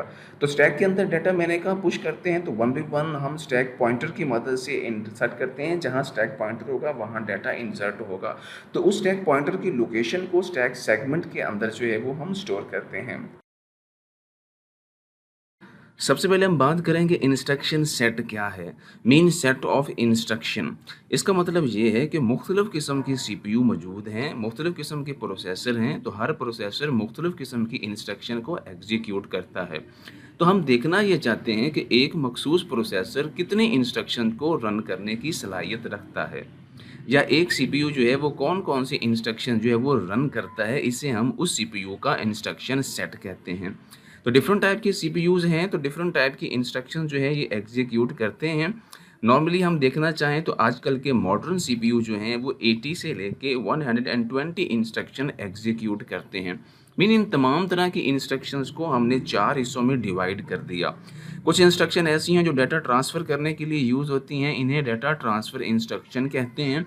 कुछ ऐसे इंस्ट्रक्शन भी हैं जो सीपीयू के अंदर मुख्तलिफ़ किस्म के मैथमेटिकल और लॉजिकल ऑपरेशन परफॉर्म करती हैं, जिन्हें हम अरिथमेटिक और लॉजिकल इंस्ट्रक्शन कहते हैं।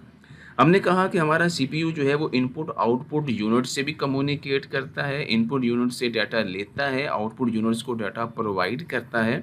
तो इस सिचुएशन में इनपुट आउटपुट इंस्ट्रक्शन मौजूद हैं जिनसे सीपीयू जो है वो मुख्तलिफ़ किस्म के काम लेता है। इसके अलावा कंट्रोल ट्रांसफ़र इंस्ट्रक्शन है। तो मुख्तलिफ़ किस्म के कंपोनेंट्स मुख्तलिफ़ किस्म के जब टास्क परफॉर्म करते हैं तो प्रोग्राम स्टेटमेंट्स रन होती हैं।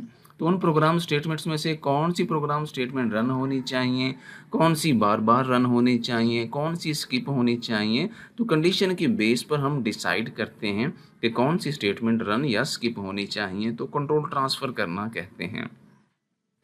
इन चारों को वन बाय वन जो है वो हम एक्सप्लेन करते हैं। सबसे पहले डाटा ट्रांसफ़र इंस्ट्रक्शंस की बात करते हैं। ये ऐसी इंस्ट्रक्शन है जो एक यूनिट से दूसरे यूनिट में डेटा को ट्रांसफ़र करने के लिए यूज़ होंगी, डाटा ट्रांसफ़र इंस्ट्रक्शंस कहलाएंगी।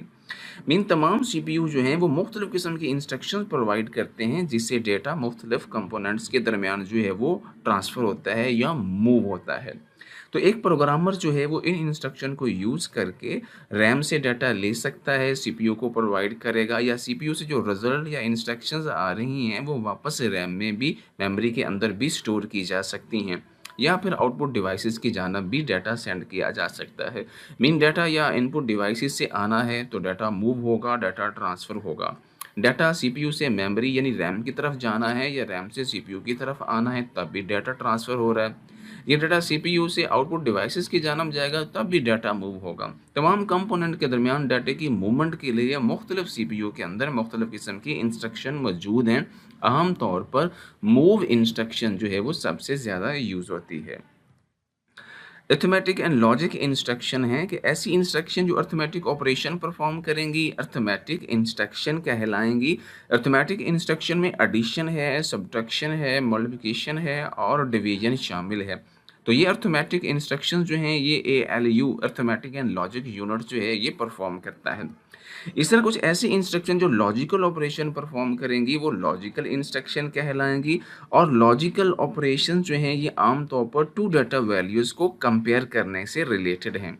मीन आप दो डाटा वैल्यू को कंपेयर करते हैं तो first value greater than second value, तो कंडीशन ट्रू या फॉल्स हो सकती है कि yes first value is less than second value. 6 logical operations जो हैं वो मौजूद हैं, greater than, less than, greater than equal, less than equal, equal और नॉट इक्वल। तो टू वैल्यू को कंपेयर करने के लिए हम ये ऑपरेशन परफॉर्म करेंगे और ये भी अरिथमेटिक और लॉजिक यूनिट जो है वो परफॉर्म करेगा। तो ये भी इंस्ट्रक्शन है जो सीपीयू जो परफॉर्म करता है। इसके अलावा इनपुट आउटपुट इंस्ट्रक्शन है, ऐसी इंस्ट्रक्शन हैं जो कि डाटे को रीड या राइट करने के लिए यूज़ हो रही हैं। इसके लिए हम कहते हैं कि इनपुट आउटपुट डिवाइसेस से डाटा या लिया जा रहा होता है या दिया जा रहा है। इनपुट डिवाइसेस से आमतौर पर डाटा लेकर सीपीयू को प्रोसेस करने के लिए दिया जाता है और सीपीयू का प्रोसेस डाटा जो है वो आउटपुट डिवाइसेस को दिया जाता है। इसके लिए जो इंस्ट्रक्शन यूज़ होती हैं वो IO इंस्ट्रक्शंस कहलाती हैं, मीन इनपुट आउटपुट इंस्ट्रक्शन। तो इनपुट आउटपुट डिवाइसेस जो हैं जिन्हें हम पेरिफेरल डिवाइसेस भी कहते हैं, जिनके अंदर कीबोर्ड, मॉनिटर और डिस्क शामिल है, इनसे डाटा लेना है या इनको डाटा प्रोवाइड करना है। तो प्रोग्रामर जो है इन इंस्ट्रक्शंस को लिखते हुए इनपुट आउटपुट ऑपरेशन परफॉर्म कर सकता है। फाइनली अगर हम देखें कंट्रोल ट्रांसफ़र इंस्ट्रक्शन, तो ऐसी इंस्ट्रक्शन हैं जो कि प्रोग्राम के एक हिस्से से कंट्रोल प्रोग्राम के दूसरे हिस्से में ट्रांसफ़र करेंगे। अगर आपके प्रोग्राम के अंदर 10 स्टेटमेंट हैं और हम स्टेटमेंट नंबर 5 पर पहुंच चुके हैं और उसके बाद डिसाइड करेंगे कि 5 के बाद कौन सी स्टेटमेंट एग्जीक्यूट होनी चाहिए, 6 होनी चाहिए या 7 होनी चाहिए या कौन सी होनी चाहिए, तो एक कंडीशन की बेस पर जो है वो हम इसे चेक करेंगे। तो कंडीशन की बेस पे जब हम इसे चेक करेंगे तो स्टेटमेंट या स्किप होंगी या कोई एग्जीक्यूट हो सकती हैं। बिल्कुल वैसे ही हम कहते हैं कि अगर A ग्रेटर देन B होगा तो आप प्रिंट करवा दें A ग्रेटर देन है, नहीं तो प्रिंट करवा दें B ग्रेटर देन है। तो दोनों में से कोई एक प्रिंट हो सकती है और एक स्किप हो जाएगी। ये कंडीशनल स्ट्रक्चर है और ऐसी इंस्ट्रक्शन जो हैं ये कंट्रोल ट्रांसफ़र इंस्ट्रक्शन करना कहलाती हैं।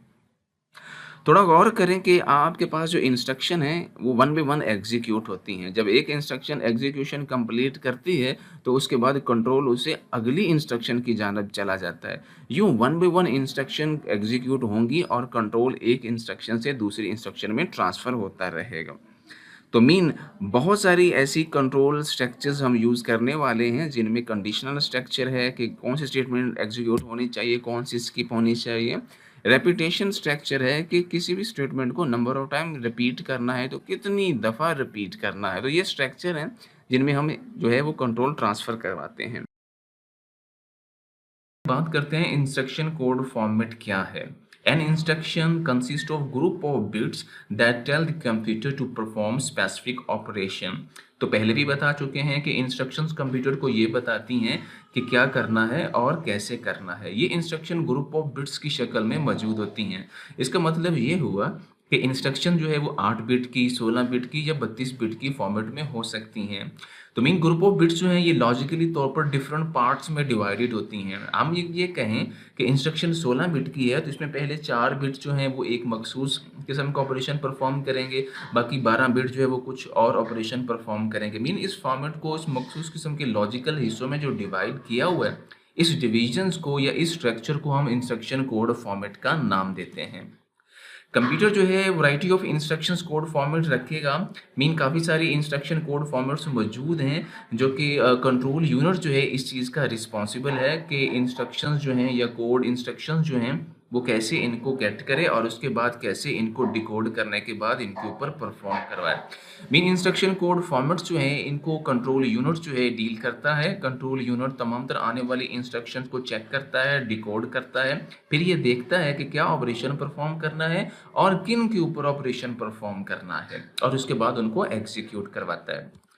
इंस्ट्रक्शन कोड फॉर्मेट की बात करें तो एक इंस्ट्रक्शन कोड फॉर्मेट जो है वो आमतौर पर जनरल पर्पस कंप्यूटर के अंदर 16 बिट है। इसके दो हिस्से होते हैं, एक को ओपी कोड यानी ऑपरेशन कोड कहते हैं और एक को एड्रेस ऑफ ऑपरेंड्स का नाम भी दिया जाता है। मीन अगर आप देखें तो ये 16 बिट का मुकम्मल पोर्शन नज़र आ रहा है। इसमें से कुछ हिस्सा ऑप कोड के लिए है और कुछ हिस्सा एड्रेस ऑफ ऑपरेंड्स के लिए हो सकता है। तो किसी भी इंस्ट्रक्शन कोड की जो जनरल फॉर्मेट है उसमें सबसे पहले ऑप कोड होगा और उसके बाद उसके एड्रेस ऑफ ऑपरेंड्स होंगे। मीन क्या ऑपरेशन परफॉर्म करना है और किन के ऊपर परफॉर्म करना है। जिन वैल्यूज़ के ऊपर परफॉर्म करना है उन वैल्यूज़ को ऑपरेंड्स कहते हैं और उनके एड्रेस यहाँ दिए जाते हैं कि कहाँ कहाँ से वैल्यू लेनी है और उनके ऊपर ऑपरेशन परफॉर्म करना है। तो अब कोड मैं बता रहा हूँ ये ऑपरेशन है जो मुख्तलिफ टाइप के ऑपरेशन हैं जो परफॉर्म हम करते हैं, जैसे कि addition, subtraction, multiplication, division, data की मूवमेंट, ये ऑपरेशन होंगे। एड्रेस ऑफ ऑपरेंड्स असल में ये ऑपरेंड्स हैं जो मेमोरी के अंदर डाटा वैल्यूज़ के तौर पर मौजूद होंगे जिनके ऊपर एक्शन परफॉर्म किया जाएगा। मुख्तलिफ किस्म के इंस्ट्रक्शन कोड फॉर्मेट्स मौजूद हैं जिनके अंदर सबसे ज़्यादा यूज़ होने वाली 0 एड्रेस इंस्ट्रक्शन कोड फॉर्मेट है, 1 एड्रेस इंस्ट्रक्शन कोड फॉर्मेट है, 2 एड्रेस इंस्ट्रक्शन कोड फॉर्मेट और 3 एड्रेस इंस्ट्रक्शन कोड फॉर्मेट है। आपने इनके नाम से इनकी डेफिनेशन और डिस्क्रिप्शन लिखनी है कि 0 एड्रेस में 0 एड्रेस फील्ड होगा, 1 एड्रेस में 1 एड्रेस फील्ड होगा, 2 एड्रेस में 2 एड्रेस के फील्ड होंगे और 3 एड्रेस में 3 एड्रेस फील्ड हो सकते हैं। चलें वन बाय वन इनको एक्सप्लेन करते हैं। सबसे पहले 0 एड्रेस इंस्ट्रक्शन फॉर्मेट की अगर हम बात करें तो ये इंस्ट्रक्शन जो है 0 एड्रेस फॉर्मेट होंगे। मीन इसमें किसी किस्म का कोई एड्रेस फील्ड जो है वो मौजूद नहीं होगा। एक स्टैक ऑर्गेनाइज कंप्यूटर जो है वो किसी भी किस्म का कोई एड्रेस फील्ड यूज़ नहीं करता जब वो एडिशन या मल्टीप्लिकेशन के प्रोसेस परफॉर्म करेगा। तो मीन ये इसकी बेहतरीन एग्जांपल है कि यहाँ पर इंस्ट्रक्शन कोड फॉर्मेट जो है वो 0 एड्रेस फील्ड रखेगी। इसके अलावा इंस्ट्रक्शन लाइक एज पुश या पॉप जो इंस्ट्रक्शन हैं जो कि स्टैक के अंदर यूज होती हैं, इनके लिए हमें एड्रेस फील्ड की ज़रूरत पड़ेगी ताकि ऑपरेंड्स की वैल्यू को स्टोर किया जा सके जो स्टैक के अंदर जो है वो यूज होंगी। एग्जाम्पल है कि अगर इंस्ट्रक्शन ऐड है, अगर आप इसको परफॉर्म करना चाहते हैं तो mean without specifying memory address इसको परफॉर्म किया जा सकता है। इस सिचुएशन में जो स्टैक होगा वो वैल्यूज़ के ऊपर परफॉर्म करेगा, स्टैक से वैल्यू ली जाएगी और उसके बाद ऐड करने के बाद दोबारा स्टैक में जो है वो स्टोर कर दी जाएगी। मीन यहाँ पे मेमोरी इन्वॉल्व नहीं होगी। 1 एड्रेस इंस्ट्रक्शन फॉर्मेट की बात करें तो instruction of 1 address format use only 1 address field, mean इसके अंदर एक एड्रेस फील्ड जो है वो मौजूद होगा। आमतौर पर ऐसी इंस्ट्रक्शन फॉर्मेट्स जो हैं वो अकामुलेटर रजिस्टर जो है वो यूज़ करेगा ताकि तमाम डाटा कैलकुलेशन और मैनिपुलेशंस को ऑर्गेनाइज कर सके। हाउएवर एक सेकंड रजिस्टर जो है वो भी रिक्वायर होगा अगर आप मल्टीप्लाई या डिवीजन परफॉर्म करना चाहते हैं तो। मीन ये जो वन एड्रेस कह रहे हैं, ये वन एड्रेस मेमोरी का भी हो सकता है, किसी रजिस्टर का एड्रेस भी हो सकता है। टू एड्रेस इंस्ट्रक्शंस की हम बात करें तो ये टू एड्रेस फील्ड के साथ मौजूद होगा। इसमें से एक मेमोरी या एक रजिस्टर हो सकता है, या दोनों एड्रेस रजिस्टर के या दोनों मेमोरी के भी हो सकते हैं, और ये सबसे कॉमनली यूज फॉर्मेट है। मुख्तलिफ किस्म के ऑपरेशन जो है वो ये टू इंस्ट्रक्शन फॉर्मेट जो है, two address instruction format perform करती है। उसमें मूव है, ऐड है, कंपेयर है और BIS, ये मखसूस किस्म की असेंबली लैंग्वेज की इंस्ट्रक्शन है जिनको हम टू एड्रेस इंस्ट्रक्शन फॉर्मेट की मदद से परफॉर्म करवाते हैं। थ्री एड्रेस इंस्ट्रक्शन फॉर्मेट ऐसी इंस्ट्रक्शन फॉर्मेट है जिसमें एड्रेस के 3 फील्ड जो है वो यूज होंगे। ईच फील्ड जो है वो कोई रजिस्टर या मेमोरी को स्पेसिफाई कर सकता है। This type of instruction requires too much many bits to specify these addresses. यहाँ पे दीज एड्रेसेस का मतलब यहाँ ये होगा, अगर 3 एड्रेस आपके पास मौजूद हैं तो मीन 3 एड्रेस में काफ़ी ज़्यादा सारे बिट्स हमें चाहिए होंगे। जितने ज़्यादा एड्रेस हैं उतने ज़्यादा बिट्स की ज़रूरत पड़ेगी, तो काफ़ी ज़्यादा सारे बिट्स 3 एड्रेस इंस्ट्रक्शन फॉर्मेट के अंदर यूज़ होते हैं। बात करते हैं फेच डिकोड एग्जीक्यूट साइकिल क्या है। मीन जैसा कि आप सब लोग जानते हैं कि कंप्यूटर का जो बेसिक फंक्शन है वो प्रोग्राम एग्जीक्यूशन है। मीन जब भी आप किसी प्रोग्राम को एग्जीक्यूट करते हैं तो जो प्रोग्राम की इंस्ट्रक्शन होती हैं वो सबसे पहले डिस्क से मेमोरी में लोड हो जाती हैं, क्योंकि हर तरह का प्रोग्राम जो आप रन करेंगे वो सबसे पहले मेमोरी में लोड होगा, फिर मेमोरी से जो है वो डाटा लेकर CPU एग्जीक्यूट करेगा। मेमोरी के अंदर जो प्रोग्राम लोड हो चुका है उसका जो एड्रेस होगा वो पहली इंस्ट्रक्शन के तौर पर प्रोग्राम काउंटर रजिस्टर के अंदर जो है वो स्टोर होगा। तो कंट्रोल यूनिट जो है इसको 3 हिस्सों में डिवाइड करके बेसिक ऑपरेशन परफॉर्म करेगा। सबसे पहले fetch instruction from memory, memory से इंस्ट्रक्शन लेगा और फिर इसको डिकोड करेगा, फिर इसको एग्जीक्यूट कर देगा। बहुत सिंपल सी बात है कि आपके CPU ने एक प्रोसेस करना है जिसमें सबसे पहले इंस्ट्रक्शन लेके आनी है, फिर इंस्ट्रक्शन को डिकोड करना है, फिर इंस्ट्रक्शन को एग्जीक्यूट करना है। इस सारे प्रोसेस को हम फेच डिकोड एग्जीक्यूट साइकिल का नाम जो है वो दे रहे हैं। फेच डिकोड एग्जीक्यूट साइकिल की बात करें तो हमारे पास 3 इंपॉर्टेंट कंपोनेंट इनरोल होते हैं कि सबसे पहले डाटा रैम के अंदर लोड होता है, और रैम एक टेम्परेरी मेमोरी है।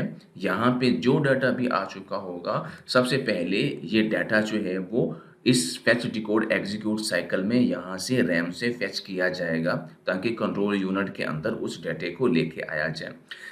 जैसे ही हमारे पास डाटा कंट्रोल यूनिट के अंदर आता है, कंट्रोल यूनिट उसको एक मखसूस किस्म के कंपोनेंट की मदद से डिकोड करेगा। डिकोड करने का मकसद ये होता है कि आपका कंट्रोल यूनिट चेक करेगा कि जो डाटा हमने फेच किया है उस डाटे के ऊपर किस किस्म के ऑपरेशन परफॉर्म करने हैं और डाटा क्या है।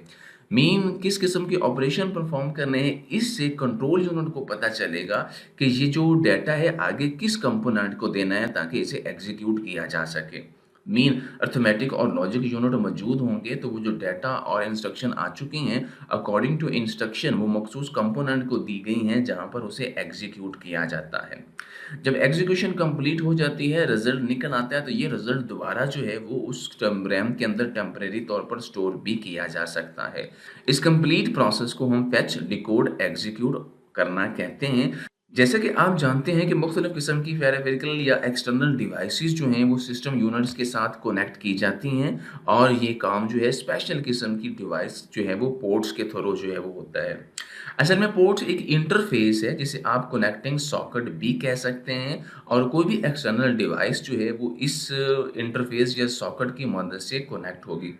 मीन कोई भी हमारे पास जो इनपुट या आउटपुट डिवाइस है वो कंप्यूटर से अगर कम्युनिकेट करना चाहती है तो उस डिवाइस को आपने कंप्यूटर से जो है वो कनेक्ट जो है वो कर देना है।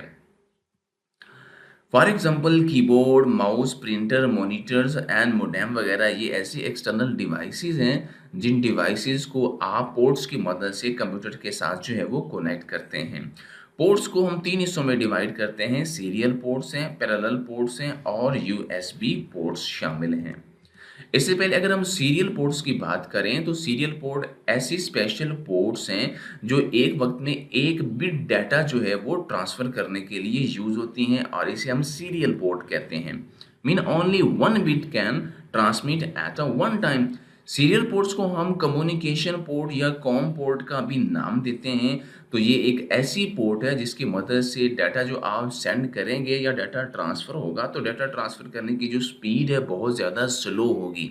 तो अक्सर औक़ात ये पूछ लिया जाता है कि सीरियल पोर्ट्स के अंदर डाटा ट्रांसफ़र स्पीड स्लो क्यों है? तो इसकी वजह ये है कि ये एक वक़्त में 1 बिट ट्रांसफ़र करती है, जिसकी वजह से इसकी स्पीड जो है वो स्लो है।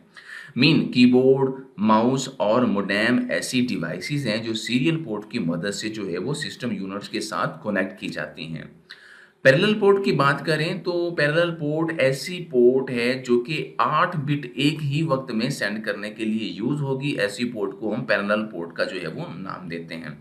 तो पैरेलल पोर्ट जो है ये एक वक्त में 8 बिट डाटा सेंड करती है, तो हम कह सकते हैं ये सीरियल पोर्ट की निस्बत 8 टाइम फास्टर है। तो पैरेलल पोर्ट्स को हम आमतौर पर लाइन प्रिंटर पोर्ट भी कहते हैं, एलपीटी पोर्ट का नाम भी दिया जाता है।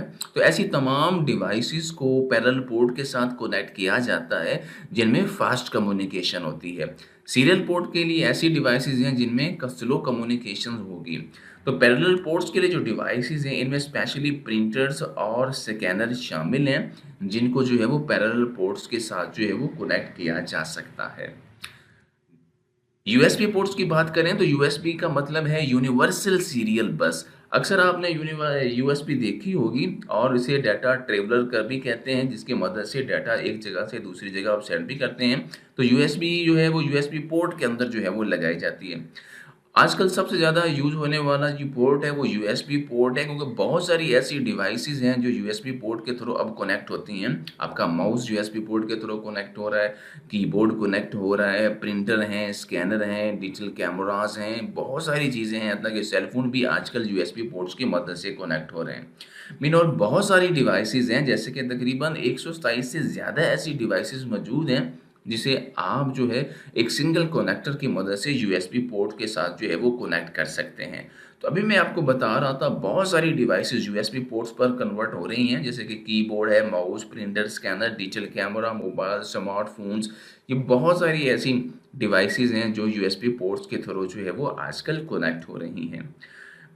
हमारे अगर पर्सनल कंप्यूटर की बात करें तो जो सिस्टम यूनिट है इस पे 6 से लेके 8 तक यूएसबी पोर्ट्स मौजूद होती हैं। समटाइम 4 फ्रंट पे और 4 बैक पे पोर्ट मौजूद हैं, या 2 फ्रंट पे मौजूद होती हैं, 4 या 2 जो है वो बैक साइड पे भी मौजूद होती हैं। सिस्टम यूनिट को अगर आप चेक करें तो आप देखेंगे काफ़ी सारे यूएसबी पोर्ट्स आजकल अवेलेबल हैं। तो अगर हम लैपटॉप की बात करें तो लैपटॉप के अंदर भी जो है वो 3 या 2 यूएसबी पोर्ट्स आजकल जो है वो देखेंगे कि ऑपरेटिंग सिस्टम क्या है। असल में operating system set of programs पर मुश्तमिल है जिनकी मदद से हमने कंप्यूटर के मुख्तलिफ किस्म के ऑपरेशंस को कंट्रोल भी करना है और इनको कोऑर्डिनेट भी करना है। आपके कंप्यूटर सिस्टम के अंदर मुख्तलिफ ऑपरेशन परफॉर्म होते हैं, तो ऑपरेटिंग सिस्टम यही सेट ऑफ प्रोग्राम्स पर मुश्तमिल है जो इन कंप्यूटर के तमाम तर ऑपरेशंस को कंट्रोल करेंगे। तमाम कंप्यूटर्स के अंदर ऑपरेटिंग सिस्टम का होना ज़रूरी है ताकि आपका कंप्यूटर काम कर सके। अगर आपके कंप्यूटर में ऑपरेटिंग सिस्टम मौजूद नहीं होगा तो आपका कंप्यूटर काम नहीं करेगा। इसकी एग्जांपल में अगर देखें तो बिल्कुल वैसे ही है कि विदाउट ऑपरेटिंग सिस्टम एक कंप्यूटर ऐसे ही होगा जैसे कि एक गाड़ी तो मौजूद है लेकिन उसमें पेट्रोल मौजूद नहीं है। जब आप अपने कंप्यूटर को ऑन करते हैं तो ऑपरेटिंग सिस्टम जो है ये मेमोरी में सबसे पहले लोड हो जाता है जो कि डिस्क में मौजूद है। आपके सी ड्राइव के अंदर या किसी भी ड्राइव के अंदर आपने ऑपरेटिंग सिस्टम इंस्टॉल किया हुआ है, तो जैसे ही आप कंप्यूटर को ऑन करते हैं तो बेसिक इनपुट आउटपुट की जो इंस्ट्रक्शन इसे बायोस कहते हैं, बेसिक इनपुट आउटपुट सिस्टम जो है, स्पेशल कमांड जो है ये मेमोरी के अंदर लोड होती हैं ताकि ऑपरेटिंग सिस्टम को लोड किया जा सके। तो मुख्तलिफ किस्म के ऑपरेशन भी ये ऑपरेटिंग सिस्टम जो है मेमोरी में रहते हुए परफॉर्म करेगा। ऑपरेटिंग सिस्टम डिफरेंट किस्म के टास्क परफॉर्म कर सकता है। ये यूज़र इंटरफेस प्रोवाइड करता है ताकि यूज़र और प्रोग्रामर अपने टास्क परफॉर्म कर सकें। इसके अलावा हम इनपुट डिवाइसेस के ज़रिए इनपुट भी प्रोवाइड करते हैं और आउटपुट डिवाइसेस को आउटपुट भी प्रोवाइड करते हैं बाय यूजिंग ऑपरेटिंग सिस्टम। इसके अलावा बहुत से ऐसे एप्लीकेशन प्रोग्राम जो हैं वो हमने इंस्टॉल किए होते हैं तो मेमोरी के अंदर इनको भी मैनेज करता है।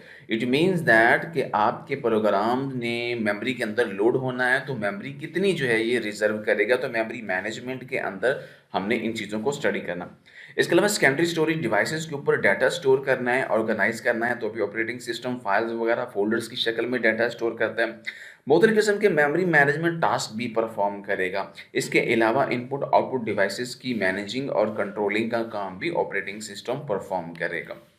ऑपरेटिंग सिस्टम की बात करें तो हम ये कह रहे हैं कि ऑपरेटिंग सिस्टम तमाम तर हार्डवेयर कंपोनेंट्स को कंट्रोल करेगा, इनकी वर्किंग को भी कंट्रोल करेगा। It means that it provides most common function needed by user and programmer. आपके कंप्यूटर के ऊपर या तो यूजर काम करते हैं या प्रोग्रामर मुख्तलिफ किस्म के टास्क परफॉर्म करते हैं, तो ऑपरेटिंग सिस्टम इनको जो है एक कॉमन फंक्शन प्रोवाइड करेगा ताकि ये अपने काम कर सकें। इसका मतलब ये होगा कि आपके प्रोग्रामर या यूज़र जो हैं ये ऑपरेटिंग सिस्टम की मदद से कंप्यूटर के साथ कम्युनिकेट करते हैं। कुछ इंपॉर्टेंट ऑपरेटिंग सिस्टम्स की बात करें तो माइक्रोसॉफ्ट विंडोज सबसे ज़्यादा यूज़ होने वाला ऑपरेटिंग सिस्टम है। डॉस ऑपरेटिंग सिस्टम मौजूद है, डिस्क ऑपरेटिंग सिस्टम, इसके अलावा यूनिक्स, लाइनक्स और मैकटोनिश ऑपरेटिंग सिस्टम भी मौजूद है। आपका ऑपरेटिंग सिस्टम जो है ये हार्डवेयर को कंट्रोल करते हुए आपके प्रोग्रामर और यूजर्स को डिफरेंट किस्म के फंक्शन प्रोवाइड करता है। इसके अलावा अगर हम देखें कि ऑपरेटिंग सिस्टम की फंक्शनैलिटीज़ क्या हैं थोड़ी सी डिटेल में जाके, तो हम अभी कह रहे हैं कि हार्डवेयर रिसोर्स को मैनेज करता है। तो काफ़ी सारे ऐसे हार्डवेयर हैं जो कीबोर्ड, माउस, स्कैनर, प्रिंटर, इसके अलावा हमारे पास हार्डवेयर्स के अंदर जो इंटरनल हार्डवेयर हैं, हार्ड डिस्क है, रैम है, प्रोसेसर मौजूद है। इन तमाम हार्डवेयर रिसोर्सेज को मैनेज एंड ऑर्गेनाइज करने के लिए ऑपरेटिंग सिस्टम जो है वो यूज़ होगा। इसका सबसे बेहतरीन फंक्शन यही है। इसके अलावा मेमोरी मैनेजमेंट है। हमने कहा हमारे पास रैम के अंदर तमाम तर प्रोग्राम लोड होते हैं और आपने देखा होगा कि एक वक्त में मल्टीपल प्रोग्राम लोड हो रहे हैं और अपने फंक्शंस परफॉर्म कर रहे हैं, तो हमारा कंप्यूटर जो है तमाम तर प्रोग्राम्स के लिए मेमोरी की मैनेजमेंट का काम करता है। मीन मेमोरी मैनेजमेंट का मतलब होगा कि प्रोग्राम्स को मेमोरी असाइन करनी है यानी अलोकेट करनी है और वहाँ से मेमोरी उसको डी अलोकेट करनी है ताकि नए आने वाले प्रोग्राम्स को मेमोरी जो है वो प्रोवाइड की जा सके। तो यूँ मेमोरी की ऑर्गेनाइजेशन या मेमोरी मैनेजमेंट ऑपरेटिंग सिस्टम का इंपॉर्टेंट कंपोनेंट है। मुख्तलिफ किस्म के प्रोग्राम को लोड और एग्जीक्यूट करना भी ऑपरेटिंग सिस्टम का काम है। अभी बता रहे थे मुख्तलिफ किस्म के एप्लीकेशन प्रोग्राम एक यूज़र या प्रोग्रामर अपनी ज़रूरत के मुताबिक जो है वो ऑन करता है, तो मीन प्रोग्राम को लोड करेगा मेमोरी के अंदर और फिर प्रोसेसर की मदद से उसको रन भी कर देगा। Data security is very important concern in your operating system and its function, क्योंकि डाटा को सिक्योर करने के लिए फाइल्स हैं, फोल्डर्स हैं और मुकम्मल ऑपरेटिंग सिस्टम है। इसके लिए आपका ऑपरेटिंग सिस्टम जो है वो कुछ आईडी या पासवर्ड्स के थ्रू आपके सिस्टम्स को सिक्योर भी करता है। इसके अलावा operating system user interface provide करता है और ये वो इंटरफेस है जिसकी मदद से आपका यूज़र जो है वो डेस्कटॉप पर मुख्तलिफ किस्म के आइकन्स, फाइल्स या फोल्डर देखता है। और फिर यूज़र इंटरफेस की अगर हम बात करें तो माउस की मदद से हमने एक पॉइंटिंग डिवाइस की मदद से स्क्रीन के ऊपर मौजूद एक छोटे से एरो या पॉइंटर की मदद से इन तमाम तर फ़ोल्डर और फाइल को क्लिक या डबल क्लिक करके हम प्रोसेस भी कर लेते हैं। तो इंटरफेस दो तरह के हैं, कमांड प्रॉम्प्ट है, कमांड लाइन इंटरफेस है जिसमें आपको कोई भी एक्शन परफॉर्म करने के लिए कमांड टाइप करनी पड़ती है। जैसे कि डॉस में जाएँ, कमांड प्रॉम्प्ट के अंदर जाएँ तो वहाँ पर आपको मुख्तलिफ किस्म की कमांड्स जो है वो परफॉर्म करने के लिए मुख्तलिफ किस्म की कमांड लिखनी पड़ती हैं। इसके अलावा ग्राफिकल यूज़र इंटरफेस वाले ऑपरेटिंग सिस्टम हैं।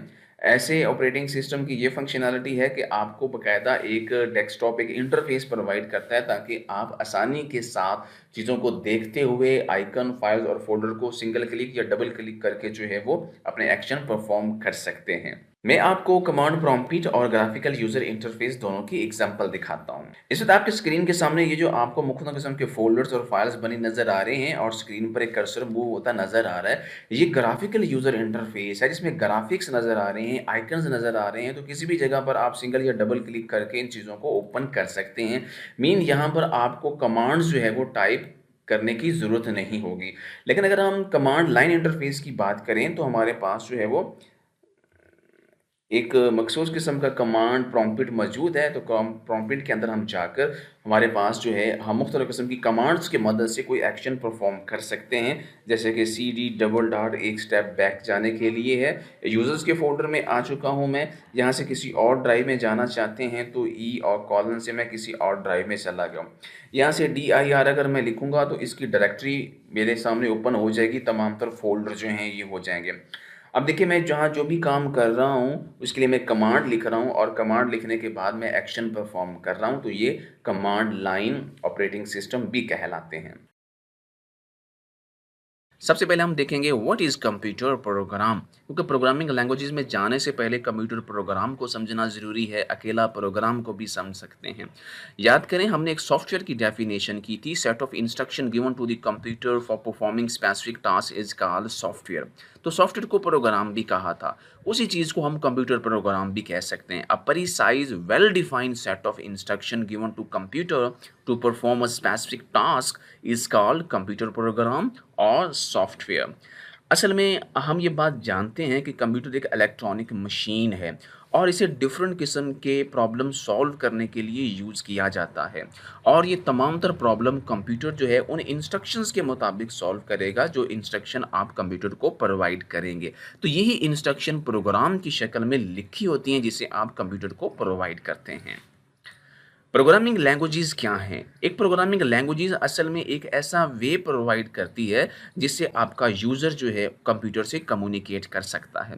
मीन आपका यूज़र है और एक तरफ आपका कंप्यूटर है, तो यूज़र और कंप्यूटर आपस में कम्युनिकेट करना चाहते हैं तो प्रोग्रामिंग लैंग्वेजेस यूज़ करेंगे। जैसे कि दो लोग आपस में बात करना चाहें तो किसी ना किसी लैंग्वेज को यूज़ करेंगे और वो लैंग्वेज दोनों को समझ में भी आनी चाहिए। इसलिए एक यूज़र कंप्यूटर से कम्युनिकेट करना चाहता है तो प्रोग्रामिंग लैंग्वेजेस मौजूद हैं। मीन प्रोग्रामिंग लैंग्वेजेस जो हैं ये मखसूस किस्म के सेट ऑफ रूल्स भी प्रोवाइड करती हैं ताकि कंप्यूटर के प्रोग्राम लिखे जा सकें। सी लैंग्वेज है तो इसके लिखने के अपने रूल्स हैं। C plus plus programming language है तो इसके लिए अपने रूल हैं। हर प्रोग्रामिंग लैंग्वेज में कोड लिखने के अपने अपने रूल्स हैं।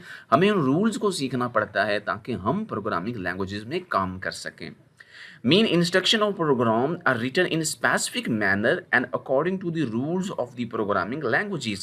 Each language has its own set of rules और इन सेट ऑफ रूल्स को उन प्रोग्रामिंग लैंग्वेज का सिंटैक्स भी कहते हैं। प्रोग्रामिंग लैंग्वेजेस को दो हिस्सों में डिवाइड करते हैं, एक लो लेवल लैंग्वेजेस हैं और एक तरफ हमारे पास हाई लेवल लैंग्वेजेस हैं। सबसे पहले हम लो लेवल लैंग्वेजेस की बात करें तो ये क्लोज टू मशीन लैंग्वेजेस हैं, या हम कह सकते हैं क्लोज टू कंप्यूटर लैंग्वेज हैं या क्लोज टू कंप्यूटर हैं। तो लो लेवल लैंग्वेजेस के अंदर जितने भी आप प्रोग्राम इंस्ट्रक्शन लिखेंगे वो बाइनरी फॉर्म में होंगी या मखसूस किस्म के सैम्बल में हो सकते हैं। बाइनरी का मतलब 2 है और 0 एंड 1 ये दो बाइनरी नंबर कहलाते हैं। तो मीन सिर्फ 0 1 की मदद से प्रोग्राम लिखना बहुत ज़्यादा मुश्किल होता है, इसलिए लो लेवल लैंग्वेजेस को सीखना, समझना और इसके अंदर प्रोग्राम लिखना काफ़ी ज़्यादा मुश्किल काम है। लो लेवल लैंग्वेजेस को भी दो हिस्सों में डिवाइड किया है, मशीन लैंग्वेजेस हैं और असेंबली लैंग्वेजेस हैं। मीन दो तरह की ऐसी लैंग्वेजेस हैं जो लो लेवल लैंग्वेजेस के अंदर आ रही हैं। अगर हम मशीन लैंग्वेज की बात करें तो ये कंप्यूटर की फंडामेंटल लैंग्वेज है। आपसे पूछा जा सकता है कि कंप्यूटर की फंडामेंटल लैंग्वेज कौन सी है, तो आपने बताना है मशीन लैंग्वेज। तो mean programme instruction machine language के अंदर बाइनरी फॉर्म में हो सकती हैं या कुछ सैम्पल हो सकते हैं। It is very difficult to learn and use. Mean अगर आपने प्रोग्राम मशीन लैंग्वेज के अंदर लिखा है तो ये तो कंप्यूटर की अपनी फंडामेंटल लैंग्वेज है, इसलिए कंप्यूटर इसको डायरेक्टली अंडरस्टैंड करता है। तो मशीन लैंग्वेज के अंदर लिखे हुए कोड को फिर ट्रांसलेट नहीं करना पड़ता। लेकिन अगर आप प्रोग्राम किसी और लैंग्वेज में लिखेंगे तो इसे ट्रांसलेट करना पड़ेगा, क्योंकि कंप्यूटर सिर्फ मशीन लैंग्वेज को अंडरस्टैंड करता है। तो किसी भी और प्रोग्रामिंग लैंग्वेज के अंदर लिखा हुआ प्रोग्राम पहले मशीन लैंग्वेज के अंदर चेंज होगा, फिर कंप्यूटर इसको रन करेगा। अगर असेंबली लैंग्वेज की बात करें तो असेंबली लैंग्वेजेस जो है ये भी एक सिंपल सी लैंग्वेज है। तो मशीन लैंग्वेज के अंदर प्रोग्राम लिखना काफ़ी मुश्किल था, तो असेंबली लैंग्वेज जो है वो डेवलप की गई ताकि प्रोग्रामिंग को आसान बनाया जा सके। मीन असेंबली लैंग्वेज के अंदर प्रोग्राम लिखना कुछ आसान है और इसे यूज़ करना भी आसान है as compare to machine language. तो मीन हम आम तौर पर असेंबली लैंग्वेज को सिस्टम सॉफ्टवेयर या फर्मवेयर सॉफ्टवेयर जो है वो बनाने के लिए जो है वो यूज़ करते हैं। इसके अलावा असेंबली लैंग्वेज जो है ये मखसूस किस्म के सैम्बल्स या इंग्लिश लाइक वर्ड्स की मदद से बनी हुई है और इन्हें हम निमोनिक्स कहते हैं। मीन स्पेशल किस्म की कमांड जो असेंबली लैंग्वेज के अंदर यूज़ होंगी वो उन्हें निमोनिक्स कहेंगे। जैसे कि एडिशन के लिए ऐड यूज़ कर लेते हैं, डाटा की मूवमेंट के लिए एमओवी यूज़ कर लेते हैं। अब इन चीज़ों को समझ सकते हैं कि ऐड कर रहे हैं, मूव कर रहे हैं, लेकिन अगर बाइनरी में लिखा होता 0101 तो उससे पता नहीं चलता कि क्या किया जा रहा है। मीन असेंबली लैंग्वेज थोड़ी ईजी है as compare to machine language. तो program written assembly language must be translated into machine language by assembler. हमने अभी कहा कि आपका कंप्यूटर सिर्फ मशीन लैंग्वेज को अंडरस्टैंड करता है, इसके अलावा किसी भी लैंग्वेज में प्रोग्राम लिखेंगे तो उसे ट्रांसलेट करना पड़ेगा। हमने प्रोग्राम असेंबली लैंग्वेज में लिख लिया है तो इसे कंप्यूटर डायरेक्टली अंडरस्टैंड नहीं करेगा। तो असेंबलर एक ऐसा लैंग्वेज ट्रांसलेटर होगा जो आपके असेंबली लैंग्वेज के कोड को मशीन लैंग्वेज के अंदर ट्रांसलेट करेगा। हाई लेवल लैंग्वेजेस की बात करें तो ऐसी लैंग्वेजेस हैं जो क्लोज टू ह्यूमन लैंग्वेजेस हैं। जैसे कि इंग्लिश लैंग्वेज बहुत ज़्यादा बोली जा रही है तो इंग्लिश लैंग्वेज की तरह ही ये लैंग्वेज होगी, इसकी तमाम तर कमांड्स इंग्लिश लैंग्वेज में लिखी होंगी। It is very easy to learn and use than low level languages. Program instruction are written in similar to English languages. Mean जितने भी हाई लेवल लैंग्वेजेस हैं इनके अपने सेट ऑफ रूल्स हैं ताकि इनके अंदर प्रोग्राम या कोड लिखा जा सके। इन सेट ऑफ रूल्स को उन प्रोग्रामिंग लैंग्वेज का सिंटैक्स कहते हैं। आपसे पूछा जा सकता है व्हाट इज सिंटैक्स, तो बताना है ये सिंटैक्स हर प्रोग्रामिंग लैंग्वेजेस का सेट ऑफ रूल्स हैं जिनकी मदद से प्रोग्राम लिखे जाएंगे। हाई लेवल लैंग्वेजेस को समझना सीखना बहुत ज़्यादा आसान है और बहुत सारी हाई लेवल लैंग्वेजेस जो मौजूद हैं जिनमें सी प्लस प्लस है, Fortran, COBOL, Java, Pascal and BASIC शामिल हैं। इन तमाम प्रोग्रामिंग लैंग्वेजेस को मखसूस किस्म की फील्ड में यूज़ किया जाता है और मखसूस किस्म के प्रोग्राम या सॉफ्टवेयर जो है वो डेवलप किए जाते हैं। Source code and object code की बात करें तो अभी हम बात कर रहे थे कि आपका यूज़र कंप्यूटर से कम्युनिकेट करना चाहता है तो मखसूस किस्म के कमांड्स और कोड लिखेगा या मखसूस किस्म की प्रोग्रामिंग के लैंग्वेज की मदद से कंप्यूटर से कम्युनिकेट करेगा। मीन हमारा यूज़र कुछ प्रोग्राम इंस्ट्रक्शन लिखेगा जो कंप्यूटर की तरफ जाएंगी और कंप्यूटर रिस्पॉन्स करेगा। मीन वो प्रोग्राम्स वो कोड जो यूज़र लिखेगा जो हाई लेवल लैंग्वेज के अंदर लिखा जाएगा उसे हम सोर्स कोड का नाम देंगे। मीन वो प्रोग्राम इंस्ट्रक्शन जो यूज़र लिखेगा और ये programme instruction high level language के रूल्स को फॉलो करते हुए हम लिखेंगे, ये सोर्स कोड होगा। मीन हाई लेवल लैंग्वेज के अंदर लिखे जाने वाला कोड सोर्स कोड होगा। जब आप इस सोर्स कोड को कंप्यूटर की जानब सेंड करते हैं तो इस सोर्स कोड को जो हाई लेवल लैंग्वेज के अंदर लिखा हुआ है या असेंबली लैंग्वेज के अंदर लिखा हुआ है इसे सबसे पहले ट्रांसलेट किया जाता है मशीन कोड में। तो जो कोड बनता है उस कोड को हम ऑब्जेक्ट कोड का नाम देते हैं। सबसे पहले हम ये देखते हैं कि लैंग्वेज ट्रांसलेटर्स क्या होते हैं। आपको पहले मैं एक्सप्लेन कर चुका हूँ कि कंप्यूटर सिर्फ मशीन कोड के इंस्ट्रक्शंस को अंडरस्टैंड करता है जो कि बाइनरी फॉर्म में यानी 0 और 1 में होती हैं। तो इन लैंग्वेजेस के अंदर मशीन लैंग्वेजेस के अंदर प्रोग्राम लिखना बहुत ज़्यादा मुश्किल है, इसलिए आजकल ज़्यादातर प्रोग्राम्स जो हैं वो हाई लेवल लैंग्वेजेस के अंदर लिखे जाते हैं। लेकिन हाई लेवल लैंग्वेजेस के अंदर लिखे जाने वाले प्रोग्राम्स को कंप्यूटर डायरेक्टली अंडरस्टैंड नहीं करता। तो मीन जो प्रोग्राम आप हाई लेवल लैंग्वेजेस के अंदर लिखेंगे उन्हें हमने मशीन कोड के अंदर ट्रांसलेट करना है ताकि उन्हें कंप्यूटर के ऊपर रन किया जा सके।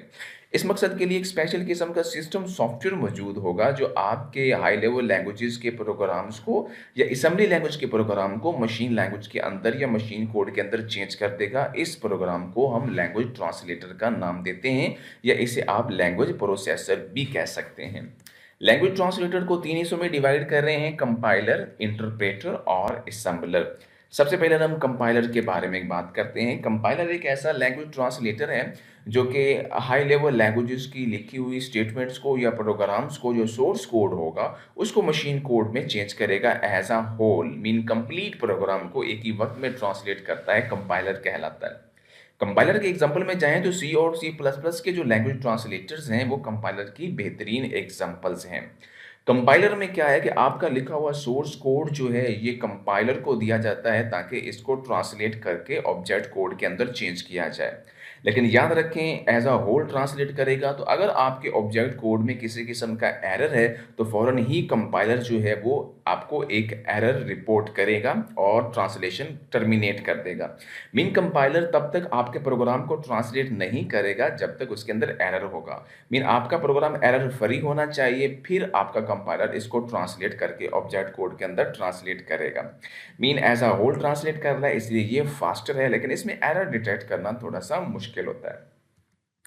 इंटरप्रेटर की बात करें तो ये भी एक ऐसा लैंग्वेज ट्रांसलेटर प्रोग्राम है जो सोर्स कोड को हाई लेवल लैंग्वेज के अंदर लिखे हुए प्रोग्राम्स को मशीन कोड में चेंज करेगा, लेकिन स्टेटमेंट बाय स्टेटमेंट एक वक्त में एक स्टेटमेंट को ट्रांसलेट करेगा। तो GW बेसिक ट्रांसलेटर जो है वो इंटरप्रेटर की बेहतरीन एग्जांपल है। इंटरप्रेटर का जो प्रोग्राम है उसमें काफ़ी सारी स्टेटमेंट हो सकती हैं। ये स्टेटमेंट हम कह रहे हैं कि वन बाय वन इंटरप्रेटर को दी जाती हैं, जहां से ये उसे ऑब्जेक्ट कोड में ट्रांसलेट करता है। इट मीन्स दैट ये पहली स्टेटमेंट लेगा और उसके बाद उसको ऑब्जेक्ट कोड में ट्रांसलेट करके इसको एग्जीक्यूट कर देगा। उसके बाद नेक्स्ट स्टेटमेंट पिक करेगा, इसको भी उसी से ट्रांसलेट करके ऑब्जेक्ट कोड में चेंज करके एग्जीक्यूट करवाएगा। इस तरह नेक्स्ट स्टेटमेंट और फिर उसके बाद next statement. It takes one statement at a time and translate it in object code and execute it. इसलिए एक एक स्टेटमेंट कर रहा है तो ये बहुत ज़्यादा स्लो है, लेकिन इसमें एरर डिटेक्ट करना थोड़ा सा आसान है। असेंबलर की बात करें तो स्पेशली तौर पर असेंबली लैंग्वेज के अंदर लिखे जाने वाले प्रोग्राम्स को मशीन कोड के अंदर चेंज करना चाहते हैं तो असेंबलर एक लैंग्वेज ट्रांसलेटर जो है वो हम यूज़ करते हैं। इसके लिए फुल स्क्रीन डिबगर जो है वो यूज़ होता है, जिसकी मदद से असेंबली लैंग्वेज के लिखे हुए प्रोग्राम्स को और उनकी स्टेटमेंट्स को रन करते हैं। और रिजल्ट्स को देखने के लिए हमने रजिस्टर्स की वैल्यूज़ को देखना है कि जो भी स्टेटमेंट रन होती है उस स्टेटमेंट के बाद कौन से रजिस्टर्स की वैल्यू क्या चेंज हो रही है। कंपाइलर और इंटरप्रेटर के दरमियान डिफरेंस को देखें तो compiler as a whole source code को ट्रांसलेट करता है, on the other hand interpreter statement by statement translate कर रहा था। कंपाइलर एक ऑब्जेक्ट फाइल बनाता है जबकि इंटरप्रेटर ऑब्जेक्ट फाइल नहीं बनाता। मीन जब कंपाइलर आपके कोड को ट्रांसलेट करेगा तो ऑब्जेक्ट फाइल बना देगा। इसका मतलब ये होगा अब दोबारा इस ऑब्जेक्ट फाइल को ट्रांसलेट करने की जरूरत नहीं पड़ेगी। ऑब्जेक्ट फाइल जब बन जाती है तो उसी को बार बार आप रन करके अपना प्रोग्राम चेक कर सकते हैं। लेकिन इंटरप्रेटर जो क्योंकि ऑब्जेक्ट फाइल नहीं बनाता इसलिए इसे हर दफ़ा रन करने के लिए प्रोग्राम को ऑब्जेक्ट फाइल को चेंज करना पड़ता है, हर दफ़ा प्रोग्राम की ज़रूरत पड़ेगी। कंपाइलर की एग्जीक्यूशन स्पीड फास्ट है और इंटरप्रेटर की एग्जीक्यूशन स्पीड स्लो है, क्योंकि ये एज अ होल ट्रांसलेट करता है और interpreter statement by statement. Compiler के लिए हर दफ़ा प्रोग्राम को रन करने के लिए प्रोग्राम की ज़रूरत नहीं पड़ती, क्योंकि इसकी ऑब्जेक्ट फाइल बन जाती है और उसी को बार बार आप रन कर सकते हैं। इंटरप्रेटर प्रोग्राम आपको हर दफ़ा प्रोग्राम रन करने के लिए चाहिए, क्योंकि हर दफ़ा इसे दोबारा से ट्रांसलेट करना पड़ेगा। ऑब्जेक्ट फाइल बन जाए तो ट्रांसलेट करने की ज़रूरत नहीं पड़ती और उसी ऑब्जेक्ट फाइल को बार बार रन किया जा सकता है। तो कंपाइलर ऑब्जेक्ट फाइल बना रहा है लेकिन इंटरप्रेटर ऑब्जेक्ट फाइल नहीं बना रहा। कंपाइलर के अंदर एरर डिटेक्ट करना थोड़ा सा कॉम्प्लिकेटेड है, जबकि इंटरप्रेटर के अंदर आसान है। Compiler as a whole translate कर रहा है तो एट द एंड आपको एक एरर मैसेज देगा कि फलां एरर है, आपको सारे प्रोग्राम में से उस एरर को ढूंढना पड़ेगा। लेकिन इंटरप्रेटर स्टेटमेंट में स्टेटमेंट एग्जीक्यूट हो रहा है तो जिस स्टेटमेंट पे आके ये स्टॉप हो जाएगा उसी पे एरर होगा और आप उस स्टेटमेंट से एरर को करेक्ट कर सकते हैं। बहुत सारी प्रोग्रामिंग लैंग्वेजेस हैं जिनके कंपाइलर हैं और चंद एक ऐसी प्रोग्रामिंग लैंग्वेजेस हैं जिनके इंटरप्रेटर जो है वो मौजूद हैं।